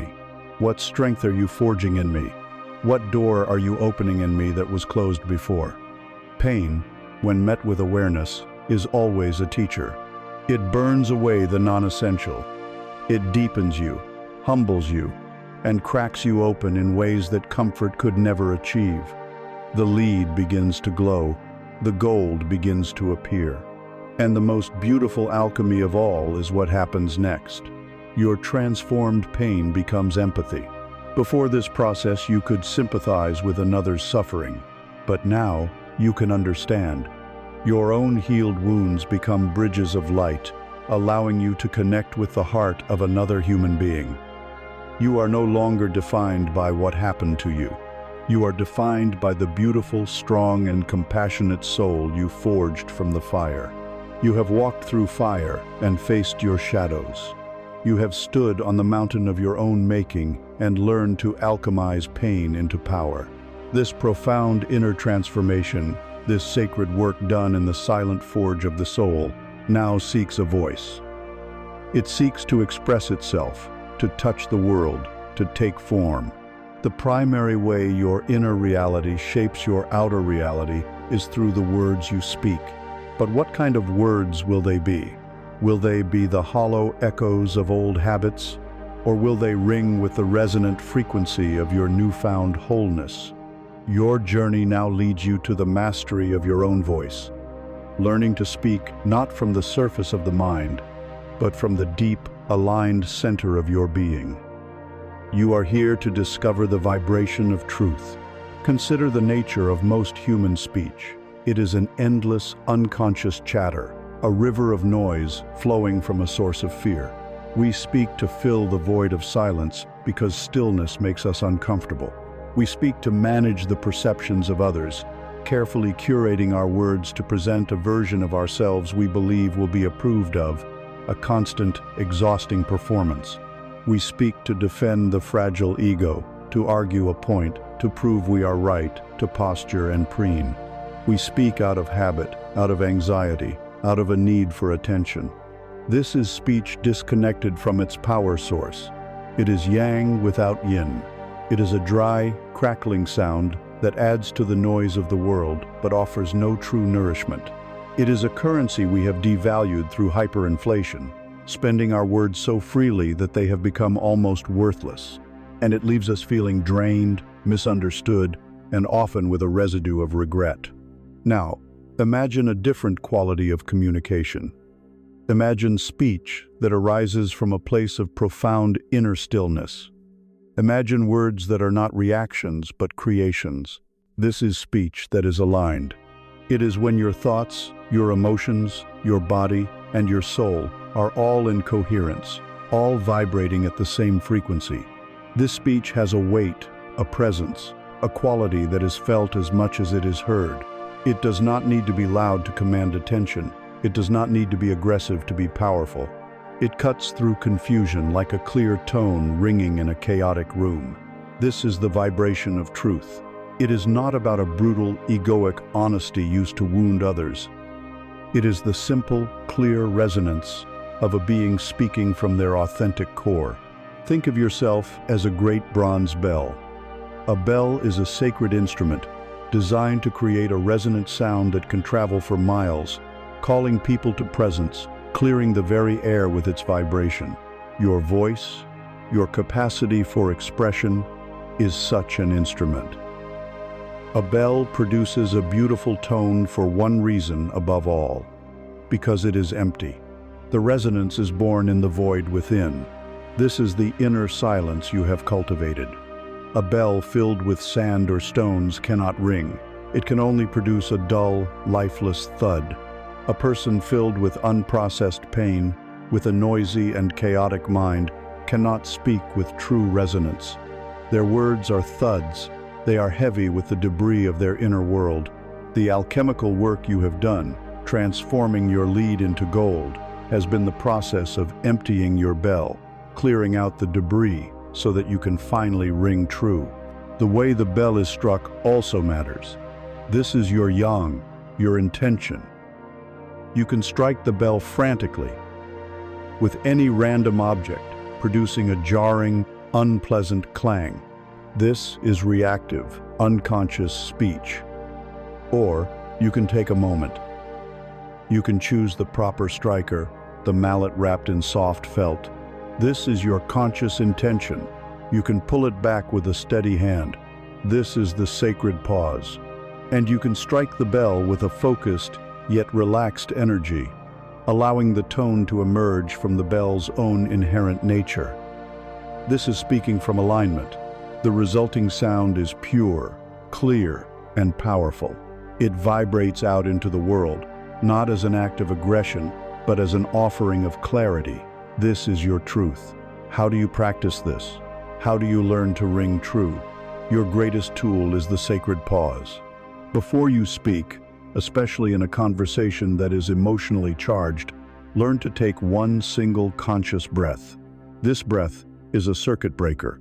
It creates a precious gap between the external stimulus and your verbal response. In that gap, a universe of choice opens up. Instead of reacting from the wounded ego or the people-pleasing persona, you can ask yourself a simple set of questions. From what part of me am I about to speak? Is it the scared child, the angry defender, or the calm, centered adult? What is my true intention here? Is it to win, to wound, or to create understanding? What is most true and most compassionate right now? This one pause can transform the entire landscape of your relationships. Next, learn to speak from your body. Your body is the ultimate resonator of truth. Before you speak your mind, feel your body. Does the intention to say these words create a sense of openness and expansion in your chest? A feeling of calm solidity in your gut? That is the feeling of alignment. Or does it create a tightness, a clenching, a feeling of unease? That is your body's wisdom telling you that what you are about to say is out of alignment with your deeper truth. It may be a lie, a half-truth, or a truth spoken with a wounding intention. Trust this somatic feedback. It is your infallible guide. As you practice this, you will find yourself speaking less. You will no longer feel the compulsive need to fill every silence. You will discover that your words have more value when they are rare. When you do speak, your words will land with a gentle power. People will listen differently because they will subconsciously register that you are not just making noise, you are offering a pure tone. You are speaking from a place of authority, not the authority of ego, but the authority of authenticity. This is not about being passive. Sometimes the vibration of truth is a fierce and unwavering no. Sometimes it is a courageous declaration of your needs, but it is always grounded in a place of inner peace, not reactive anger. The words you use do not just describe your world, they create it. Every word is a vibration, an energy you are releasing into the universe. Every time you speak from a place of fear, complaint, or falsehood, you contribute to the static and chaos of the world. But every time you take that sacred pause, every time you choose to speak from a place of deep inner alignment, you ring a bell of truth. You send out a vibration of clarity, coherence, and peace. That vibration touches everything around you. You cease to be a mere reactor to the world's noise and become a conscious creator of a more harmonious reality. One resonant word at a time, You have learned to ring the bell of your own being, to send the clear, resonant vibration of your truth out into the world. It is a profound act of creative yang energy. But this is only half of the great universal conversation. For every exhale, there must be an inhale. For every transmission, there must be a reception. Having learned to speak, you must now master the forgotten and perhaps more powerful art of listening with your whole being. You must learn to receive. Your journey now takes you from the solid ground of the mountain and the clarity of the bell, and invites you to dissolve into the vast, mysterious, and deeply misunderstood power of the ocean. This is the ocean of receiving, the supreme strength of allowing that your soul is thirsting for. We live in a civilization that has deified striving. We are taught from birth that our value lies in what we do, what we build, what we achieve, and what we give. The entire structure of our society is a monument to yang energy. Go, get, do, conquer, produce. We are taught to be the river that carves the canyon, but we have forgotten how to be the ocean that receives the river. We have become energetic anorexics, terrified of taking anything in. We deflect compliments, refuse offers of help, feel guilty for resting, and see vulnerability as a catastrophic failure. Our hands are not open palms, ready to receive the gifts of the universe. They are clenched into tight fists, either trying to punch our way forward or desperately clinging to what little we think we have. We have become so full of our own effort, our own busyness, our own egoic self-sufficiency, that there is no room left for grace to enter. This is the core of burnout. You are not just tired, you are depleted, because you are constantly giving out energy without ever consciously taking it in. The greatest lie we have been told is that receiving is a weakness. In truth, it is one of the most powerful and courageous acts a human being can perform. It requires a strength far greater than that of the lone warrior. It requires the strength to be vulnerable, the strength to trust, the strength to admit that you are not an isolated island, but a part of a vast, interconnected web of life. Striving is the ego's game. Receiving is the soul's wisdom. It is the ultimate expression of yin, not as passivity, but as a dynamic and magnetic openness. Imagine the ocean. The ocean is the most powerful entity on our planet, and its power comes not from what it does, but from what it is. It is the ultimate receiver. It accepts the mighty Amazon and the smallest stream with equal, unconditional grace. It does not ask if the river is worthy of being received. It simply opens and takes it in. It receives the fierce light of the sun and the gentle light of the moon. It receives the rain. Its nature is a state of perpetual, profound allowing. And in this constant state of receiving, it becomes the source of all life, the womb of the world. Your soul has this same oceanic capacity. It has the ability to receive love, support, abundance, and insight on a scale you cannot currently imagine. But to do so, you must stop trying to be the warrior and allow yourself to become the ocean. How do you begin this practice? You start with the small things. The next time someone offers you a genuine compliment, what is your automatic reflex? Is it to deflect it? Oh, this old thing? To minimize it? It was nothing really. Or to immediately fire one back, as if you are in a debt that must be instantly repaid? This is the reflex of a closed system. The practice of receiving is to simply pause, take a breath, look the person in the eye, and with a quiet sincerity, say, "Thank you," and then fall silent. Let the energy of their gift actually land in you. Feel it. Receive it fully, without tossing it away like a hot coal. This small act is a powerful form of spiritual resistance against a culture of unworthiness. Then, there is the art of asking for help. The ego believes that needing help is a sign of failure. The soul knows that needing help is a sign that you are human. To ask for help is not to admit defeat. It is to offer another person the gift of their own generosity. It creates connection, not dependence. Look at your life. Where are you insisting on carrying a load that is too heavy, simply out of pride? What is one small thing this week you could ask for support with?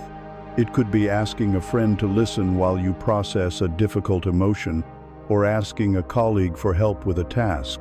The act of asking itself begins to dissolve the illusion of the isolated self and welcomes you back into the human family.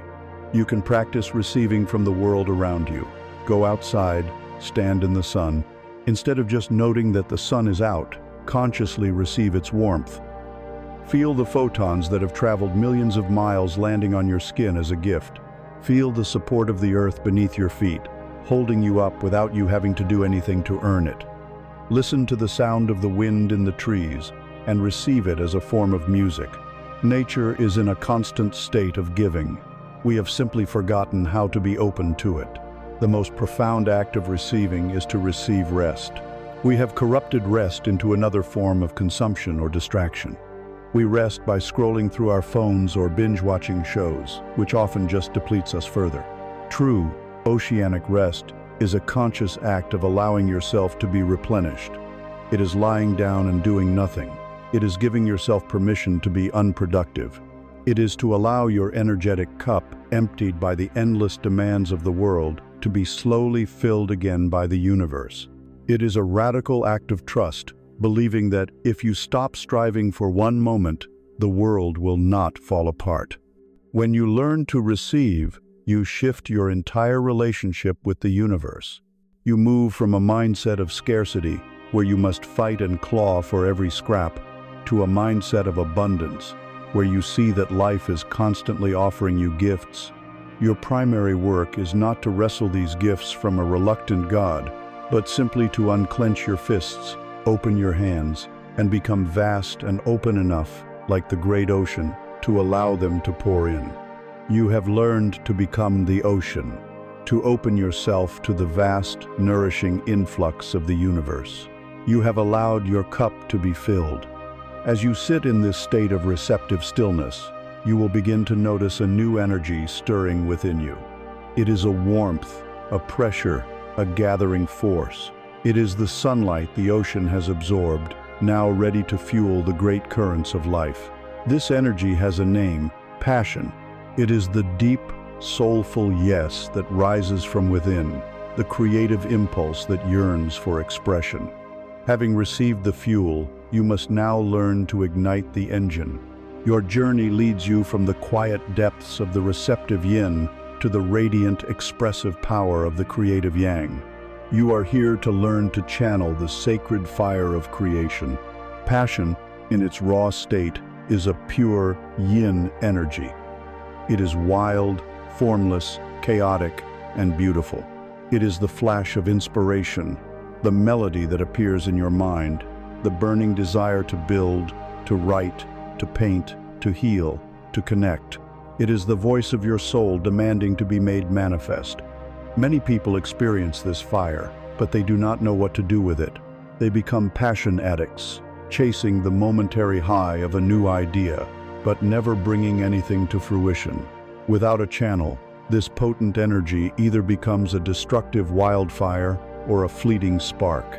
The wildfire is the person consumed by their unexpressed creativity, manifesting as anxiety, frustration, and a constant, agitated restlessness.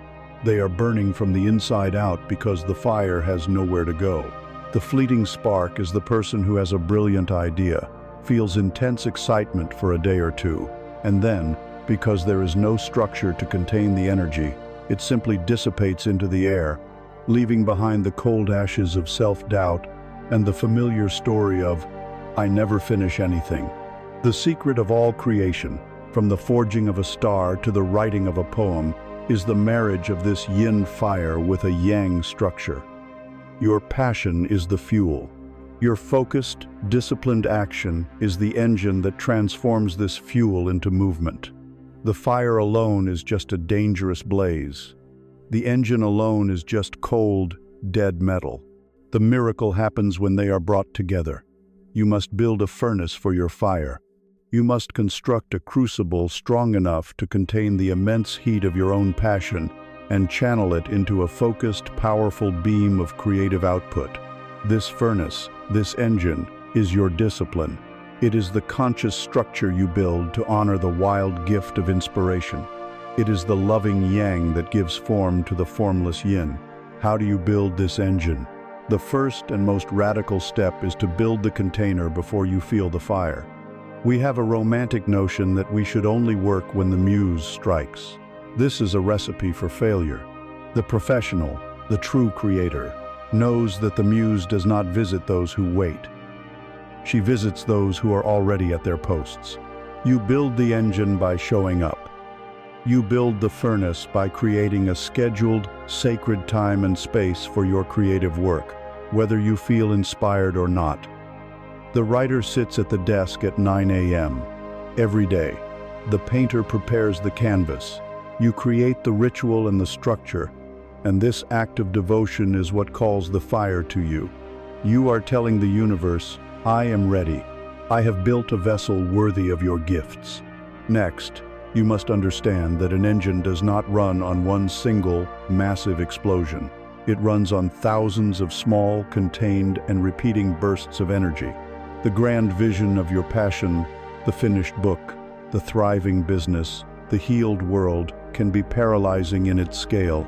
You cannot pour all of your fire into the world at once. You must break it down into the smallest possible piston stroke. Your task is not to write a novel. Your task is to write one true sentence. Your task is not to start a company. Your task is to send one email. Your passion provides the why. Your disciplined mind must provide the what next, in its smallest, most manageable form. By focusing the vast, chaotic energy of your passion onto one tiny point of action, you generate immense power. You are focusing the sunlight through a magnifying glass until it ignites the page. This process requires you to fall in love with the work itself, not just the feeling of inspiration. The engine requires maintenance. There are gears to be oiled, parts to be cleaned. This is the boring part of creation that the amateur avoids. It is the editing, the practicing of scales, the sanding of the wood, the responding to emails. It is the craft.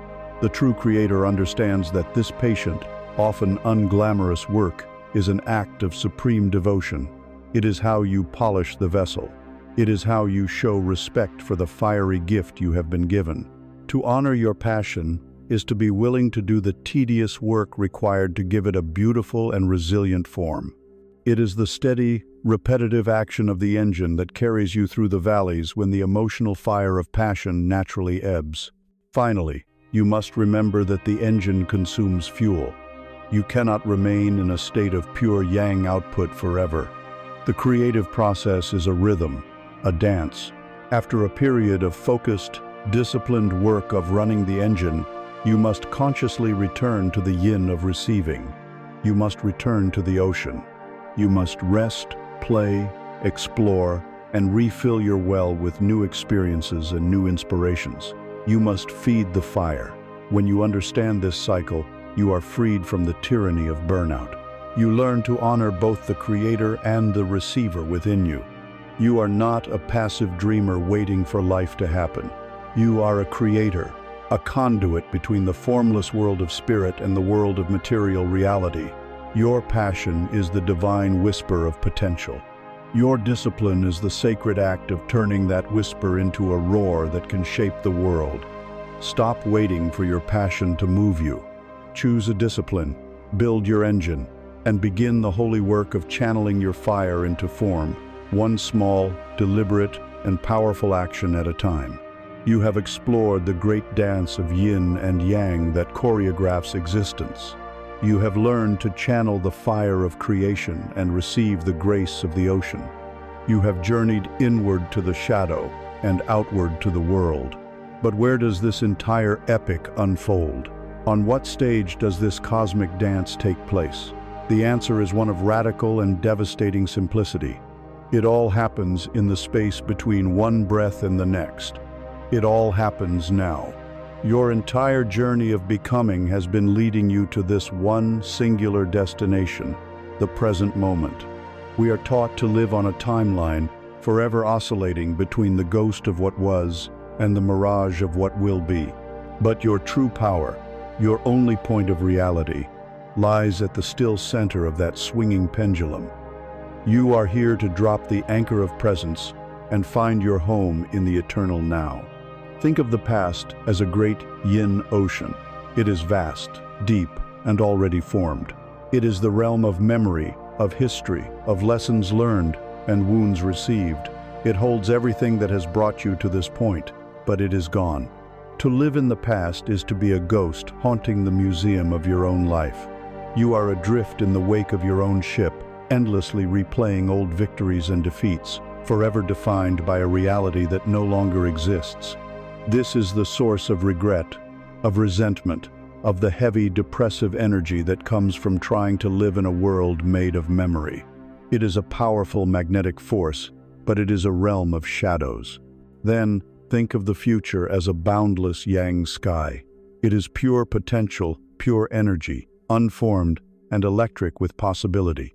It is the realm of planning, of hoping, of dreaming, and of worrying. It is the horizon you are constantly sailing toward. To live in the future is to exist in a state of perpetual, not yet. You are always preparing, always anticipating, always striving for a moment of arrival that never comes, because as soon as you reach it, your mind has already leaped ahead to the next horizon. This is the source of all anxiety, the tense, restless energy that comes from trying to control a reality that has not yet been born. The human mind, left to its own devices, is a frantic time traveler, perpetually sick with a disease called then. It only knows how to live in the past or the future.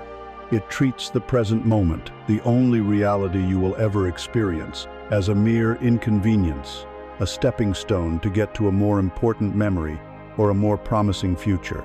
This is the fundamental illusion that creates all of your psychological suffering. When you are truly present in this exact moment, are you suffering or are you simply breathing? Is there anxiety in the feeling of the air on your skin? Or is the anxiety in the thought of tomorrow's meeting?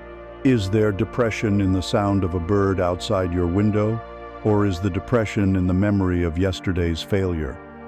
The now is your refuge. It is the only place you can ever be free. Your practice, then, is to learn how to drop anchor. Imagine your life as a ship on the vast ocean of time. The powerful currents of the past are constantly pulling you backward. The strong winds of the future are constantly pushing you forward. To be at their mercy is to be endlessly tossed about. An anchor does not stop the wind or the current. The ship still feels their influence, but the anchor grounds the ship in something deeper, something more stable than the turbulent surface. It connects the ship to the quiet, unmoving seabed. That anchor is your conscious awareness. That still seabed is the present moment. The act of dropping anchor is the act of consciously pulling your awareness out of the mind's stories about the past and future, and letting it sink into the simple, raw, physical reality of right now. How do you drop this anchor in the middle of your life's storm? The method is simple, for the now is always here, waiting for you. Your first and most loyal anchor is your own breath. The breath has a profound magic. It can only ever happen now. You cannot take tomorrow's breath or rebreathe yesterday's. Right now, simply feel the physical sensation of one full inhalation. Feel your lungs expand, your chest rise. Now, feel the sensation of one full exhalation. The release, the letting go. That's it. In that one cycle, you have come home. You have dropped anchor. You have returned from the imaginary worlds of past and future to the living reality of your own body. This is the emergency brake for the runaway train of the mind. Your second anchor is your senses. The mind tells stories, but the senses report reality. Right now, wherever you are, gently ask yourself, what are 3 things I can see? Don't label them or analyze them. Just see the shape of a lamp, the color of a wall, the light in the room. Now, what are 2 sounds you can hear?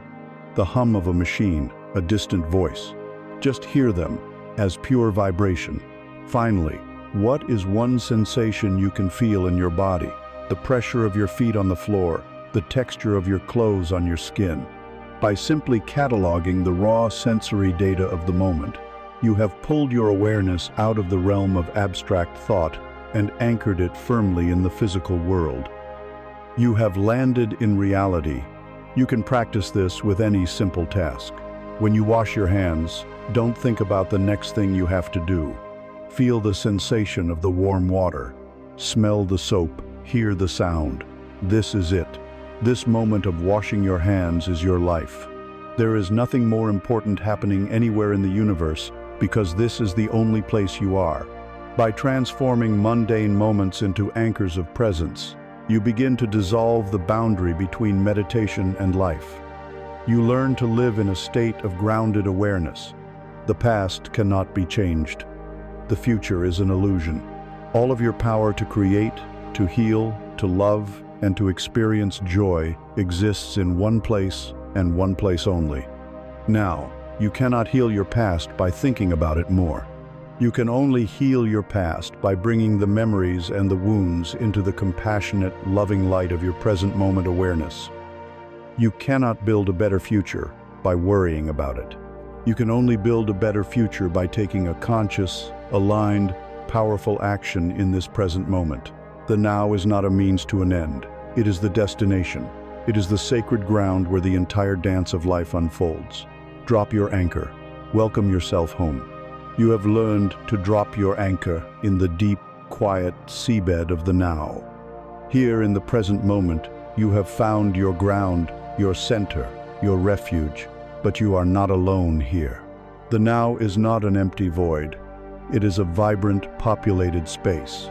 And the most powerful, challenging, and transformative feature of this space is the presence of others. Your spiritual journey, which has felt so personal and internal, is now brought into the great arena of human connection. For it is in the mirror of our relationships that our inner work is truly tested, revealed, and refined. Every person who enters your life is a sacred assignment, a divine appointment. They are here to show you to yourself. We are raised with a broken model of relationships. We are taught that we are a half, searching for another half to complete us. We enter into connections from a place of lack, hoping another person will fill our emptiness, heal our wounds, and give us the love we have not yet learned to give ourselves. This model is destined for suffering, for it places an impossible burden on another human being. It turns love into a transaction, a negotiation of needs. The conscious path reveals a different truth. A sacred relationship is not about two halves making a whole. It is about two whole beings, anchored in their own presence, coming together to honor one another and to create a third energy, a shared space that is greater than the sum of its parts. But to arrive at this place, you must first be willing to look unflinchingly into the mirror. Every person in your life, from your most intimate partner to the stranger who irritates you in traffic, is a mirror reflecting the state of your own inner world. The qualities that you deeply admire in another, their courage, their creativity, their kindness, are a reflection of those same qualities that exist within you, perhaps dormant or unacknowledged. They are showing you the beauty you yourself possess. And the qualities that you judge most harshly in another, the traits that trigger a powerful negative emotional reaction in you, their arrogance, their insecurity, their anger are almost always a direct reflection of a part of your own shadow that you have disowned. You condemn their neediness because you have denied your own vulnerability. You despise their anger because you have suppressed your own rage. The mirror does not lie. The emotional charge is the key. It is a signpost pointing not outward at them, but inward at an unhealed part of you. The work is not to shatter the mirror by blaming, judging, or leaving. The work is to thank the mirror for its clarity and turn your loving attention inward to the source of the reflection. Within this mirror, every interaction is a dance of yin and yang, a constant, fluid exchange of energy. We suffer in relationships when we become stuck in rigid, unbalanced roles. Consider the dance of speaking and listening. Speaking is Yangyit, is expressive, active, projecting energy outward. Listening is Yanit is receptive, still taking energy in. Is your relationship a monologue or a dialogue? Are you always in the Yang role, the one who talks, advises, analyzes, and fixes, while your partner is the perpetual Yin receiver? Or is it the other way around? Are you always the passive listener, the receptacle for another's energy, never daring to speak your own truth or express your own needs? A healthy dance requires fluidity. It requires that both partners feel safe enough to speak their truth and loved enough to truly listen. It is the ability to lead the conversation and the grace to follow. Consider the dance of doing and being. Yang is the energy of doing, planning, protecting, and providing structure. Yin is the energy of being, nurturing, feeling, and creating a space of unconditional acceptance. In many relationships, we lock ourselves into one role. One person becomes the responsible one, handling the logistics and the plans, while the other becomes the nurturing one, tending to the emotional climate. While these roles can be functional, they become a prison when they are rigid. The true dance of intimacy invites the doer to learn the art of simply being present without an agenda. It invites the nurturer to learn the art of taking initiative and giving the relationship direction and form. Can you be both the strong bank and the flowing river for each other, taking turns, moment by moment? Can you provide the fierce protection of the mountain and also offer the safe, soft place to land? This dance is most powerfully revealed in the interplay of strength and vulnerability. Yang is the strength, the armor, the capacity to handle the world. Yin is the vulnerability, the softness, the open heart. Many of us believe we must always be the strong one. We fear that if we show our cracks, our fear, our sadness, we will be a burden or be rejected. So we keep our armor on, even with those we love most, creating a lonely and impenetrable fortress around our own heart. Or we fall into the opposite pattern, living in a state of perpetual Yin crisis, unconsciously seeking a partner to be the strength we have not cultivated in ourselves. A sacred relationship is a space safe enough for both partners to be strong and to be vulnerable. It is a space where you can confidently wear your armor out in the world and then come home, lay it down, and reveal the soft, tender heart it was designed to protect. How do you practice this in your daily life? When you find yourself in a moment of conflict, when the instinct to blame the other person is at its peak, introduce a silent, radical question. What is this person mirroring to me about myself? Instead of, why are you doing this? Ask, why is this revealing itself to me now, through you? This is the ultimate act of taking power back. You are no longer a victim of another's behavior, but a student of your own soul. Practice conscious, receptive listening. When another is speaking, listen with the intent to understand, not to reply. Feel their words. Give them the profound gift of your silent, non-judgmental presence, and in turn, dare to speak your own truth, using the tools of compassion and I statements. Not, you are wrong, but this is my experience. Ultimately, the dance you have with every person in your life is a reflection of the inner dance you are having with yourself. The outer relationship is a perfect mirror of your inner relationship. When you learn to listen to the whisper of your own intuition, you can truly hear another. When you learn to embrace your own shadow, you become more tolerant of the imperfections of others. When you learn to alchemize your own pain, you can hold another's pain with true compassion. The Hall of Mirrors, with all its challenging and beautiful reflections, is designed to lead you back to one place, a more intimate, honest, and loving relationship with your own soul. You have stood before the sacred mirror of relationship and seen your own soul reflected in the eyes of another. You have witnessed how your inner state is perfectly mirrored in your outer experience. We now pull the lens back even further, to behold the universal law that governs this entire hall of mirrors. It is a law as fundamental as gravity, as elegant as mathematics, and as intimate as your own breath. It is the law of karma. Let go now of any fear or superstition attached to that word. We are not here to speak of a cosmic judge or a system of divine punishment. We are here to understand the exquisite, impersonal, and deeply compassionate physics of the soul. We are here to learn the rhythm of karma, the universe's great rebalancing act. The common understanding of karma is rooted in the ego's fear of punishment and desire for reward. It is a transactional model. If I do good, good things will happen to me. If I do bad, I will be punished. This view, while containing a sliver of truth, misses the profound beauty of the law. The universe is not a judgmental parent keeping score. It is a perfectly balanced, self-regulating, energetic system. Karma is not a moral law. It is a law of nature. It is the law of cause and effect applied to the realm of consciousness. Every thought you think, every word you speak, every action you take is a cause. It is a vibration, an energy, a stone that you throw into the silent, unified pond of the cosmos. Imagine that pond. When your stonen act of kindness, a word of anger, a thought of jealousy strikes the surface, it creates ripples. These ripples travel outward, touching every part of the pond, and eventually they reach the banks. The banks then reflect this energy, and the ripples begin their journey back to the precise point where the stone first entered. This returning ripple is karma.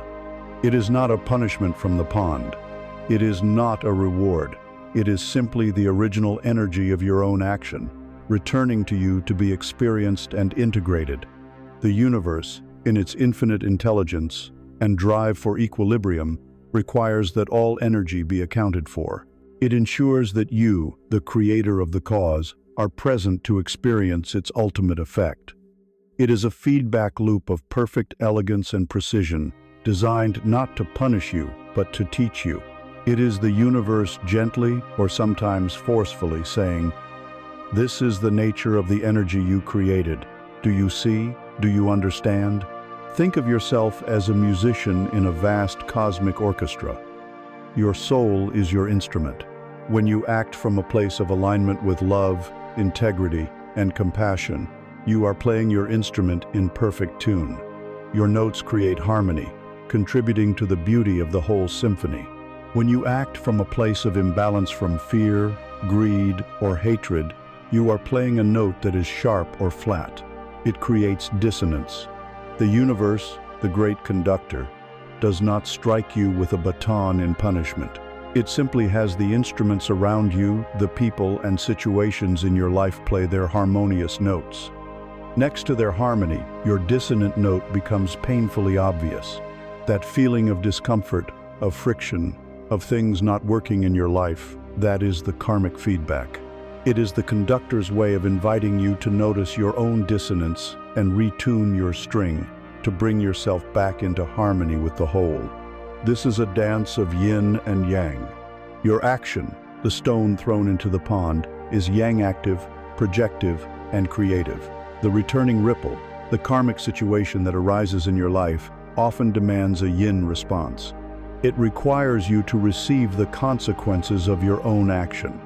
It asks for stillness, for introspection, for the surrender of the ego's defenses. It forces you to sit with the dissonance you created until you understand its nature. If you threw a stone of anger, the returning ripple might manifest as a situation that makes you feel powerless or angry. The lesson is not to react with more anger, throwing another stone and creating another chaotic ripple. The lesson is to receive the feeling, to practice the alchemy of pain, to understand the nature of anger from the inside out, and to vow to create a different quality of energy next time. How then do you become a conscious dancer with this law? First, you must accept your absolute power as a creator of cause.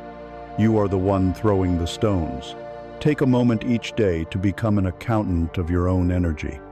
Observe the quality of your thoughts, the tone of your words, the intention behind your actions. Are they rooted in a sense of abundance or a sense of lack? Are they vibrations of fear or of love? This is not about judging yourself, but about becoming aware of the causes you are setting in motion. You are the source of the ripples. Second, When the returning ripple arrives, when a challenging situation appears in your life, your practice is to meet it with wisdom instead of victimhood. The ego's immediate response is, "Why is this happening to me?" The soul's response is to ask, "What is this trying to teach me about the energy I have created?" See the situation not as a punishment, but as a curriculum. It is a lesson plan designed by your own past actions for the education of your soul. Welcome it as a teacher. Dissect it with curiosity. What imbalance is it revealing? What string needs to be retuned? By receiving the karmic feedback with grace, you accelerate the learning and complete the cycle. Finally, understand that you can change your karmic trajectory in this very moment. Karma is not a fixed, unchangeable destiny. It is a dynamic flow of energy. By making a new choice now, you throw a new stone into the pond. You can respond to a ripple of anger with an action of compassion. You can meet a ripple of scarcity with an act of generosity. This new higher frequency action sends out a new ripple that begins to calm the chaotic waves of the past. This is how you clear karma, not by suffering through punishments, but by consciously and consistently choosing to become a source of harmonious, loving energy. You are not a helpless cork on the karmic ocean. You are the master of the energy you emit. By taking radical responsibility for every ripple you create, you shift from being a source of chaotic disturbance to a source of conscious harmony. You realize the universe is not your judge, but your perfect, unfailing partner in the dance of balance. Your life becomes the sacred practice of learning to throw stones that create ripples of beauty, healing, and grace, ripples that will inevitably return to bless the one who first sent them forth. The universe speaks in the elegant, impersonal rhythm of karma, sending ripples of feedback across the cosmos to guide you back into balance. But before a great wave arrives at the shore of your life, before the grand karmic lesson manifests as an external event, the universe first delivers a quiet, intimate whisper. It delivers this message directly to the most immediate and tangible reality you will ever know, your physical body. We have been taught to see our bodies as vehicles to be fueled, machines to be fixed, or statues to be sculpted. We have been trained to ignore their gentle cues and override their profound wisdom. Today, you are invited to a homecoming. You are here to learn that your body is not a dumb instrument. It is a sacred oracle, a living compass, and its language is the most honest and reliable truth you will ever find. In our modern world, we have become a culture of disembodied heads. We live in the abstract realms of thought, analysis, planning, and worrying. We identify with the voice in our skull, and we treat the 99% of our being below the neck as a troublesome appendage. We praise the mind for its ability to push through fatigue. We numb the body's aches and pains with pills, never pausing to ask what the pain might be trying to communicate. We override its clear signals for specific foods with cravings born of emotional distress. We have severed the sacred connection between mind and body, and in doing so, we have cut ourselves off from our most powerful source of guidance. This disconnect is the source of much of our anxiety and disease. We are living like ghosts in our own houses, unaware of the wisdom being spoken in every room. The journey back to wholeness requires that you see your body not as a machine, but as a dense field of consciousness and intelligence. It is your most loyal companion on this earthly journey. It has been with you every second of your life, recording every experience, every emotion, every joy, and every trauma, not as an abstract memory, but as a physical reality stored in your very cells. Your mind can lie to you. It can rationalize, justify, and deceive. Your body cannot. A clenched jaw is a clenched jaw, no matter how loudly the mind insists, "I am relaxed." A knot in your stomach is a knot, no matter how much the mind says, "I am not afraid." Your body is the ultimate truth teller. It is your compass. A compass does not judge. It does not have an opinion. It simply, unfailingly, points to true north. Your body is this compass, and its true north is a state of balance, health, and alignment. The needle of this compass is the constant stream of physical sensations you are experiencing. When you are living in a way that is true to your soul, when your choices are aligned with your deepest needs, the needle is steady. You feel a sense of vitality, ease, and well-being. When you make a choice that is out of alignment, when you betray your own truth, ignore your own needs, or take on energy that is not yours, the needle of the compass begins to waver. It speaks to you in the subtle and powerful language of sensation, attempting to guide you back to your north. This language is a dialect of Yin and Yang. Your body speaks in Yin when it calls you toward rest, release, and receiving. Fatigue is not your enemy. It is a clear, powerful Yin communication, a command from your body's deep wisdom to stop, to cease the endless output, and to enter a state of replenishment. Pain is not a punishment. It is a highly specific signal, your body's way of drawing your focused attention to an area that is holding trapped energy, a stored emotion, or is in a state of imbalance. Muscle tension, tightness, stiffness, these are physical archives of your unfelt stress and fear. These Yin signals are not signs of weakness or failure. They are loving invitations to bring more stillness, more gentleness, and more compassionate presence to your life. Your body speaks in Yang when it calls you toward action, expression, and movement. That feeling of radiant vitality, of energy humming through your veins, that is the body's magnificent. Yes, it is the compass needle pointing directly north, confirming that your recent choices of food, rest, and activity have been in perfect alignment. That feeling of restlessness, of needing to move, of energy that feels like it wants to burst out of your skin, that is a powerful Yang signal.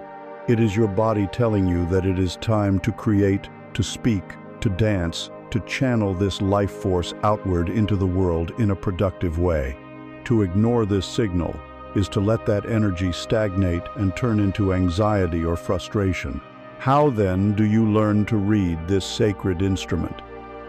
You begin by simply listening. The practice is one of re-inhabitation. Several times a day, pause and bring your full loving attention into your body. Close your eyes. Start with your feet. Can you feel them on the floor? What sensations are there? Warmth, coolness, pressure? Slowly, move your awareness up through your legs, your torso, your arms, your neck, your head. You are not trying to fix or change anything. You are simply taking a tour of your own home, noticing what is there. This simple act begins to repair the mind-body connection. You are signaling to your body that you are finally ready to listen. When you notice a strong sensation, a headache, a flutter in your chest, a tightness in your shoulders, practice translating its wisdom. Instead of immediately reaching for a remedy to silence it, pause. Place a hand on the area, take a breath, and, in your mind, ask the sensation, what message do you have for me? What do you need? Be still and listen to the first answer that arises. The tightness in your shoulders might whisper, I am carrying burdens that are not mine to carry. The knot in your stomach might say, I am afraid of this upcoming decision. You are learning to have a dialogue with your own inner intelligence. Use this compass for every choice you make. When faced with an opportunity or a decision, take a moment to feel it in your body. Consider option A. Without analyzing it, just feel the thought of it. Does your body subtly contract, tighten, or feel heavier? That is a physical number. Now, consider option B. Does your body subtly relax, open, or feel lighter? That is a physical, yes. Learn to honor this somatic wisdom above the clever arguments of your rational mind. Your spiritual path is not about escaping your body. It is about fully, completely, and lovingly inhabiting it. Your body is the sacred temple where spirit and matter meet. It is your anchor in the now, your most immediate teacher, your most honest friend. To listen to its whispers is to listen to the voice of life itself, guiding you with every sensation back toward the unfailing true north of your own wholeness. You have learned to listen to the sacred compass of your body, to honor its wisdom and heed its signals. As you tune into this intimate feedback system, what do you hear?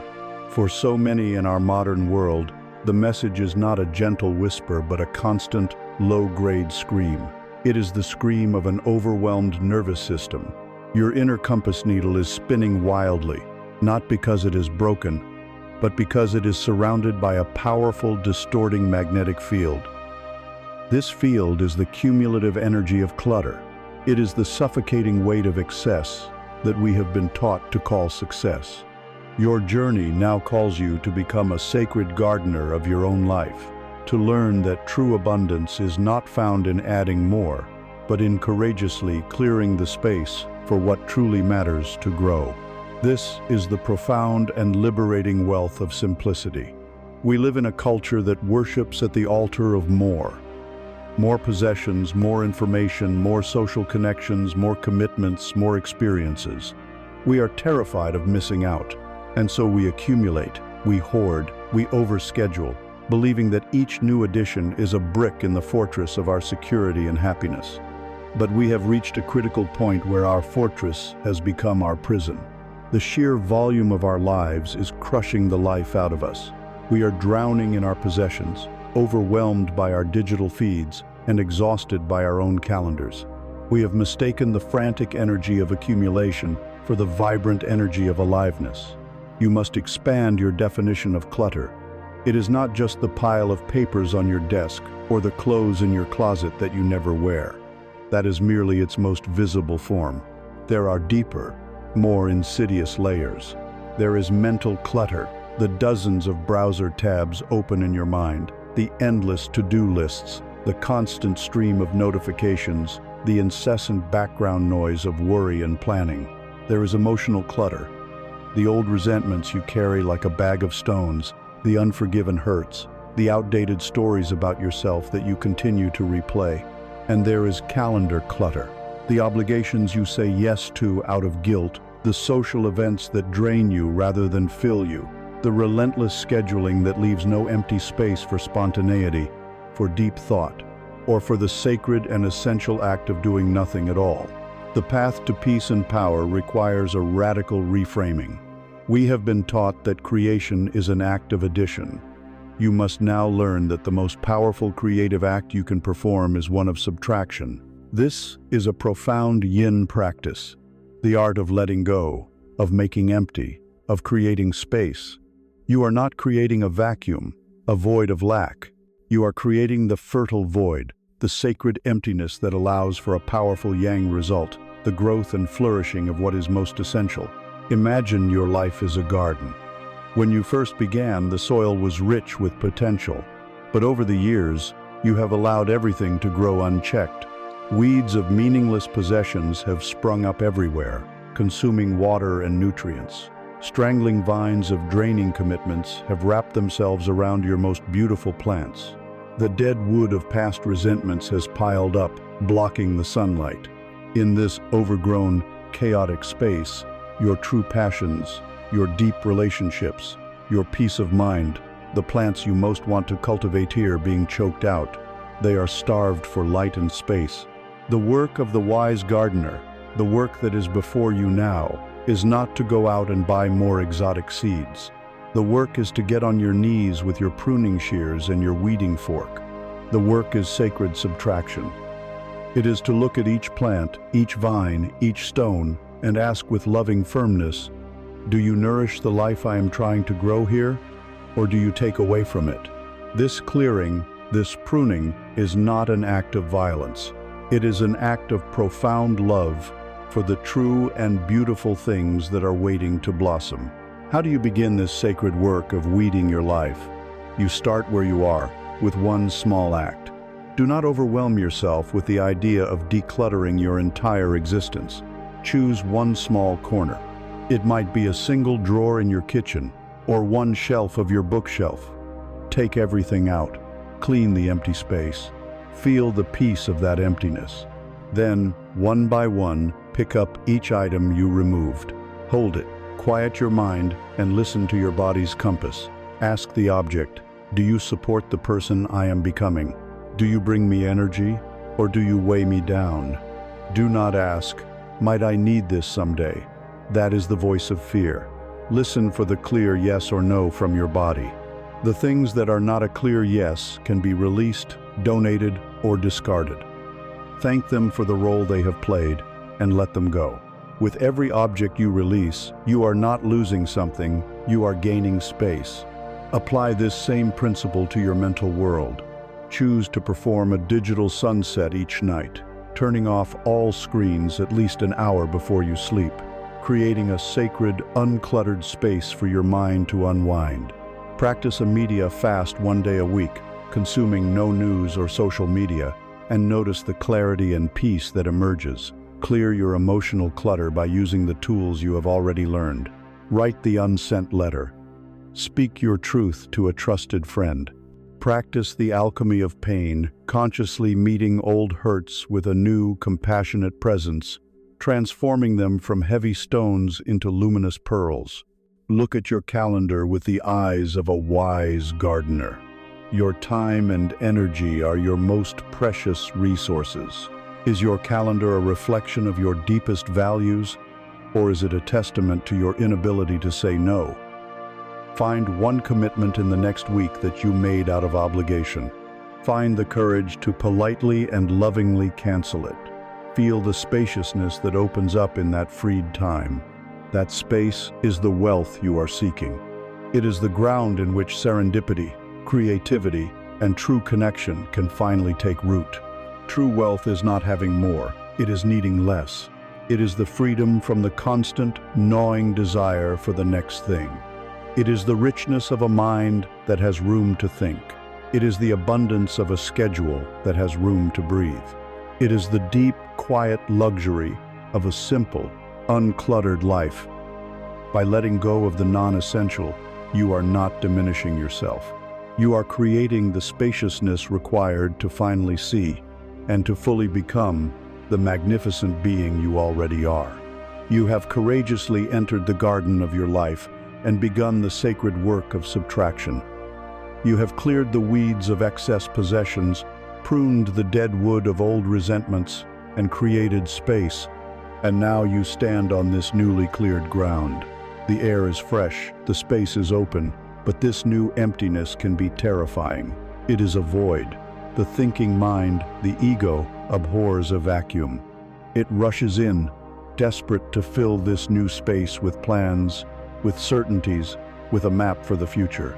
It wants to know what happens next, and the universe answers with a profound and thunderous silence.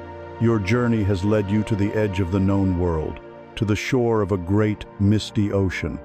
Your final initiation is to learn how to step off that shore, to release your addiction to certainty, and to enter the sacred dance with the unknown. The human ego is a creature of habit and history. It builds its identity from what it knows: your past, your accomplishments, your beliefs, your routines. To the ego, the unknown is not an adventure, it is an annihilation. It represents the death of its carefully constructed identity. This is why we cling so fiercely to the familiar, even when it is making us miserable. We stay in the job that deadens our soul because we know the routine. We remain in the relationship that has run its course because the loneliness of the unknown seems more terrifying than the pain of the known. We choose the comfort of our current limitations over the frightening, expansive freedom of what we could become. The fear of the unknown is the ultimate cage. To step out of this cage requires a force that our logical, rational mind often misunderstands and mistrusts. That force is faith. Let go of any notion of faith as a blind belief in dogma or a childish, wishful thinking. Sacred faith is not belief without proof.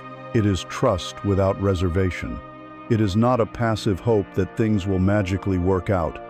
It is an active, intelligent, and courageous stance you choose to take toward life. It is the conscious decision to operate from the core belief that the universe is fundamentally benevolent and intelligent, even when the immediate circumstances appear chaotic or frightening. This is a profound yin act. It is the surrender of the ego's frantic need to control, predict, and manage every outcome. It is the ultimate act of allowing. Imagine you are invited to a dance. Your partner is the unknown. You cannot lead this partner. You cannot anticipate its moves or force it to follow a sequence you have memorized. If you try, you will stumble. You will step on its toes. The dance will be clumsy and full of tension. The only way to dance beautifully with the unknown is to become exquisitely present. You must relax your body, quiet your mind, and learn to feel your partner's subtle cues. You must trust its lead. Sometimes the rhythm will be slow, gentle, and lyrical. At other times, it will be wild, chaotic, and unpredictable. Your task is not to control the music or choreograph the dance. Your task is simply to stay present, stay flexible, and trust that your partner knows the steps. Your job is to be a willing and graceful dancer, not the master of the ballroom. Or picture your path forward as a series of stepping stones crossing a wide river shrouded in a dense, white mist. You are standing on the bank, and you can only see the very first stone at your feet. The far shore, your destination, is completely invisible. Your rational mind screams in protest.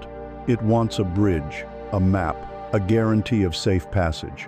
It tells you that to step onto that first stone without seeing the whole path is foolish and reckless. Faith is the quiet, calm voice beneath that roar.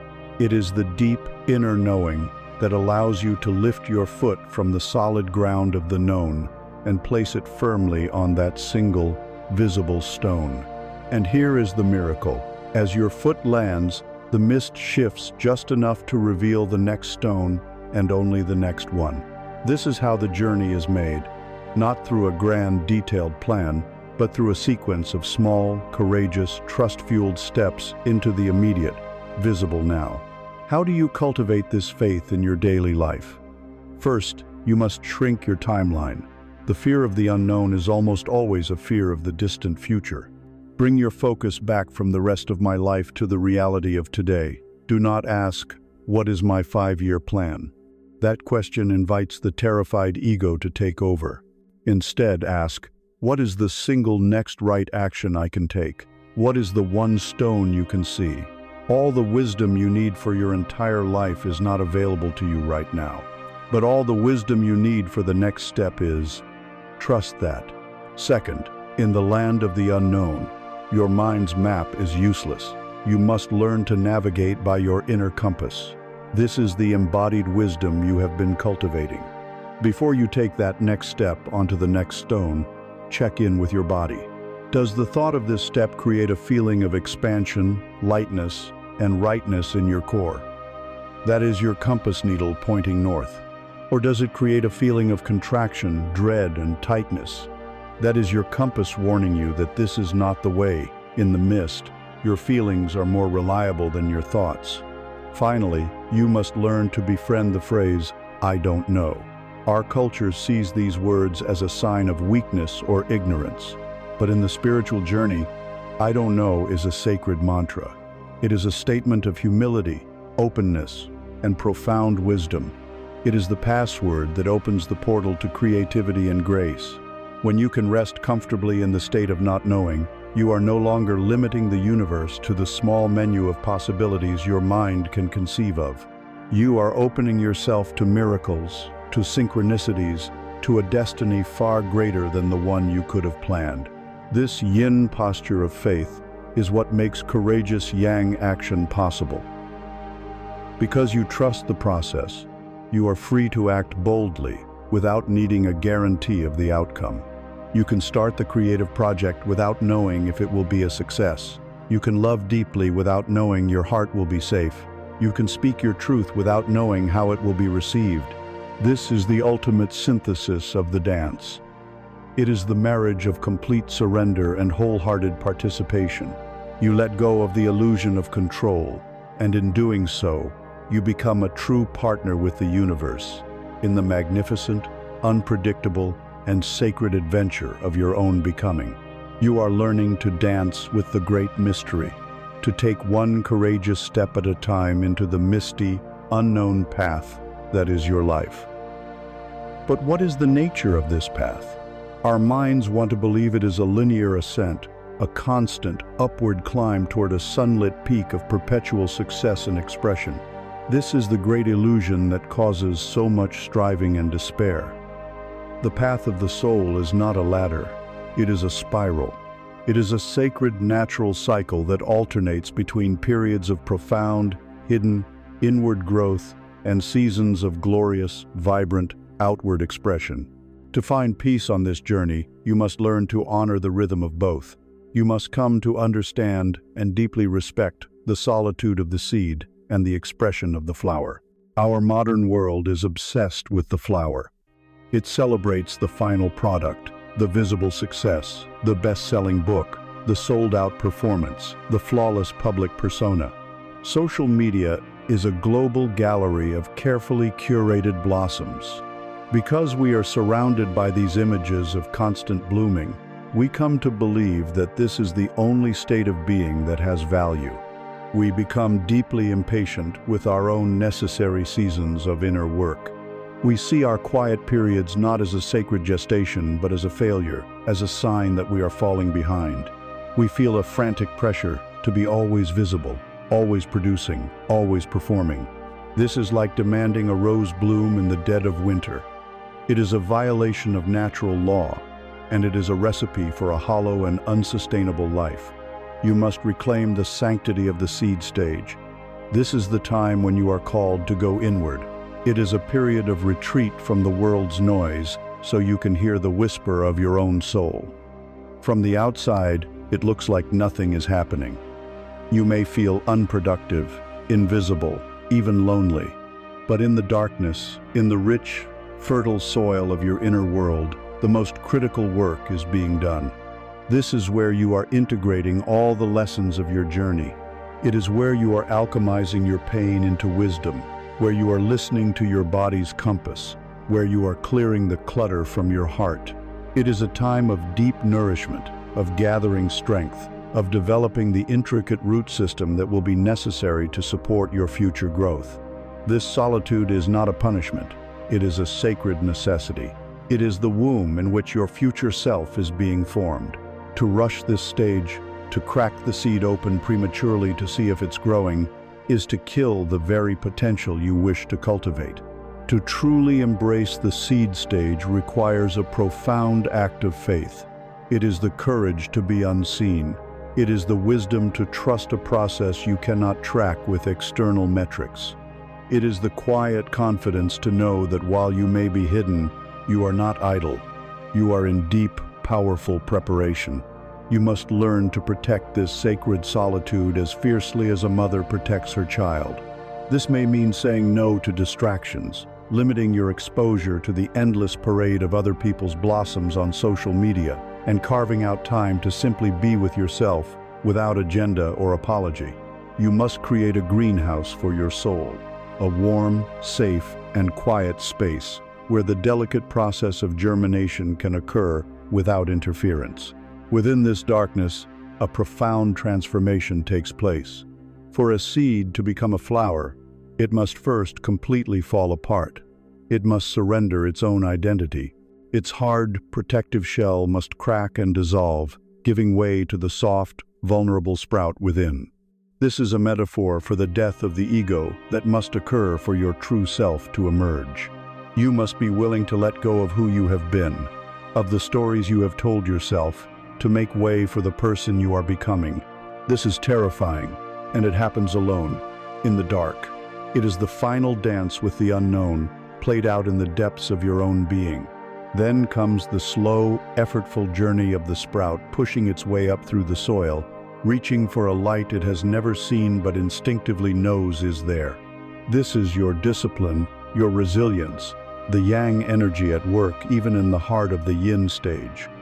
Finally, breaking through the surface, you enter the season of the flower. This is the time for yang expression.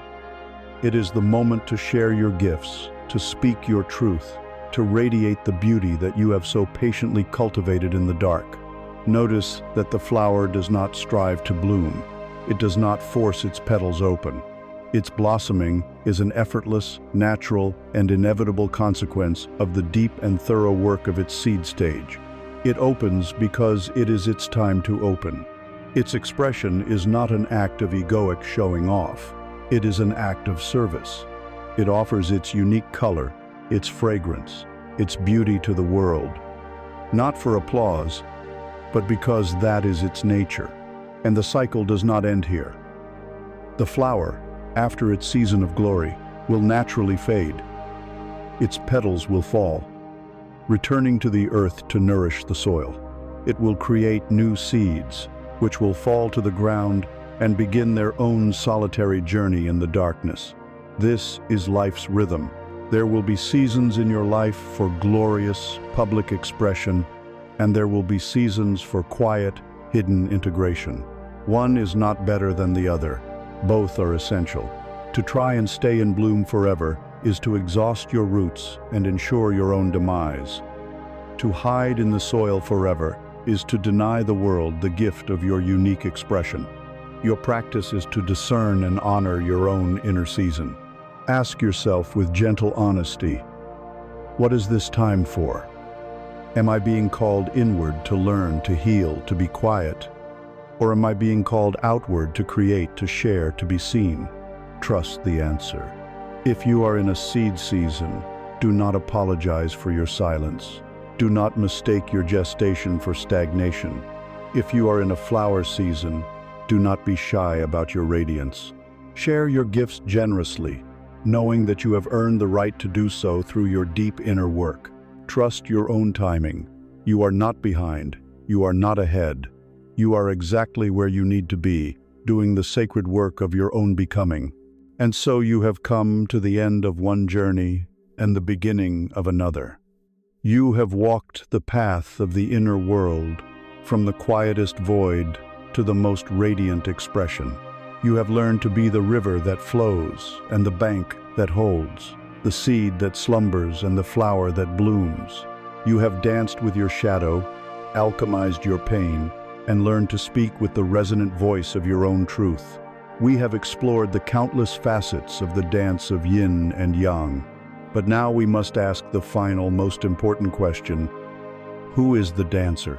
Who is this magnificent, multifaceted being that contains the capacity for both absolute stillness and ferocious action, for profound surrender and unshakable discipline? The answer is the final secret, the key that unlocks the door from a life of circumstance to a life of creation. You are not the pawn on the chessboard of life. You are not a victim of the dance. You are the choreographer. You are the silent architect of your own reality. For your entire life, you have been conditioned to believe that life is something that happens to you. You have been taught to see yourself as a small, vulnerable ship tossed on the great, powerful ocean of external circumstances. Your happiness, your peace, your success of it seem to depend on the weather, on the whims of the waves, on forces outside of your control. This is the victim story. It is a seductive story because it absolves you of responsibility. If your life is unhappy, it is because of your boss, your past, the economy, your family. There is a strange comfort in this powerlessness. But the price of this comfort is your freedom. The final stage of your awakening requires that you lovingly, but completely, abandon this story forever. It is time to stop looking at the world as a series of events happening to you and to begin to understand it as a perfect, holographic reflection of the universe within you. The universe is not a collection of separate objects and random events. It is a single, unified field of consciousness, vibrating with intelligent energy. Your individual consciousness is a focal point within that field. And the most profound law of this universe is this: the inner world precedes the outer world. Your reality is not something you are in, it is something you project.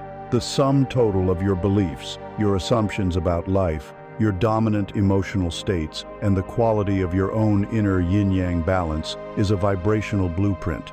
The physical world, with all its people, conditions, and events, is the three-dimensional structure that is built, with unfailing precision, according to the specifications of that blueprint. The world is a mirror. It does not create, it only reflects. You are the architect. Your consciousness is the blueprint. If you look at the house of your life, and you see lack, conflict, and chaos. The solution is not to frantically rearrange the furniture or curse the builders. The solution is to go back to the drafting table of your own inner being. The conflicts you have with others are a reflection of the war between your own inner yin and yang. The scarcity you experience is a reflection of a belief in lack held deep within your own mind. The love and support you receive is a direct mirror of the love and support you have finally learned to give yourself. Do you see the immense power in this? Do you feel the terrifying responsibility of it? It means there is no one to blame, and it means there is nothing to fear. For if you are the architect of your reality, you can change the design at any moment. Let us revisit your journey through this new lens. Your recognition of your inner imbalance was not just a moment of sadness, it was the silent architect reviewing the flawed blueprints of your life and deciding it was time for a renovation. Your journey into the fertile void was the architect courageously clearing the entire construction site, demolishing the old, unstable structures to make way for something new. Forging your sword of intention was the architect designing the powerful tools needed for the new construction. Embracing your sacred shadow was the architect going into the dark, forgotten basement of the old building to reclaim precious, powerful materials that had been sealed away for years. Tending to your pain was the alchemical process of melting down the old, leaden pipes to forge them into gold. Each step was not something that happened to you. It was a conscious act of design and reconstruction that you were learning to perform on the structure of your own soul. The result is that the blueprint itself has been redrawn. Therefore, the building of your life must change. It is the law. You are also the choreographer of your life's dance. The events and people that move through your experience are the dancers on your stage. They are not moving randomly. Their steps, their entrances, and their exits are all choreographed by the silent, vibrational instructions emanating from your own state of being. If the dance on your stage is one of drama and pain, the choreographer must not leap onto the stage and scream at the dancers. The wise choreographer turns their attention inward to the instructions they are broadcasting. Am I choreographing a dance of fear, a dance of unworthiness, or am I now, from this new place of wholeness, ready to choreograph a dance of grace, of power, of love? When you change your inner state, when you change the music of your soul, the dancers on the stage have no choice but to begin to move in a new rhythm. Some dancers may leave the stage, as they are not suited for this new dance. New dancers will arrive, ones who are a perfect match for your new, harmonious music. This is the ultimate synthesis of your power. It is the understanding that you are never a victim. You are always at the point of creation. Your life is a constant feedback loop between your inner state and your outer reality. Your work is not to control the world out there. Your work is to meticulously, lovingly, and consciously tend to the world in here. Balance your yin and yang. Cultivate your presence. Speak your truth. Keep your inner garden free of weeds. The outer world will then, by law, organize itself around this new, coherent vibration that is you. This is the freedom you have been seeking. It is not freedom from life's challenges. It is the freedom that comes from knowing that you are the creative force at the center of your life. You are the dreamer, and the world is your dream. You are the architect, and your life is your masterpiece. You are the choreographer, and your experience is your sacred dance. Look around. At your life, at your world. This is what you have designed so far. And now, with all the wisdom and all the tools you have gathered on this journey, the only question that matters is, what will you, the silent architect, design next? We began this journey together in the quiet chaos of a life out of tune. We began with the feeling of being pulled in 1,000 different directions. A soul caught between the relentless demand to do and the deep, aching need to simply be. We have traveled far since then, through the fertile void and the fires of creation, into the shadow and back into the light. You have learned that you are the architect of your reality. the silent choreographer of your own experience. And now, at the end of all this seeking, we arrive at the final, simplest truth. Your ultimate identity, the source of your deepest power, is not the intricate and ever-changing dance of life. It is the dancer. Life will continue to present its music. Sometimes it will be a slow, graceful waltz of joy and ease. At other times it will be a frantic, chaotic storm of challenge and loss. There will be rhythms you cannot predict and steps you do not know. You will lose the beat, you will stumble, you may even fall. The goal of this journey was never to teach you how to perform a single perfect dance for the rest of your days. That is an impossible dream. The goal was to awaken within you the one who is dancing, the one who can feel the music change and adapt its steps, the one who can fall and, without judgment, rise again. The one who can feel itself losing the rhythm and knows how to pause, take a single breath, and find the beat once more. This is the real power. It is not the fleeting state of perfect balance, but the resilient, unfailing ability to return to balance. It is the wisdom to know that after a season of frantic yang expression, you must seek the quiet yin of rest. And after a long, solitary journey as the seed, you must have the courage to become the flower. You are no longer a victim of the music. You are a conscious participant in its unfolding.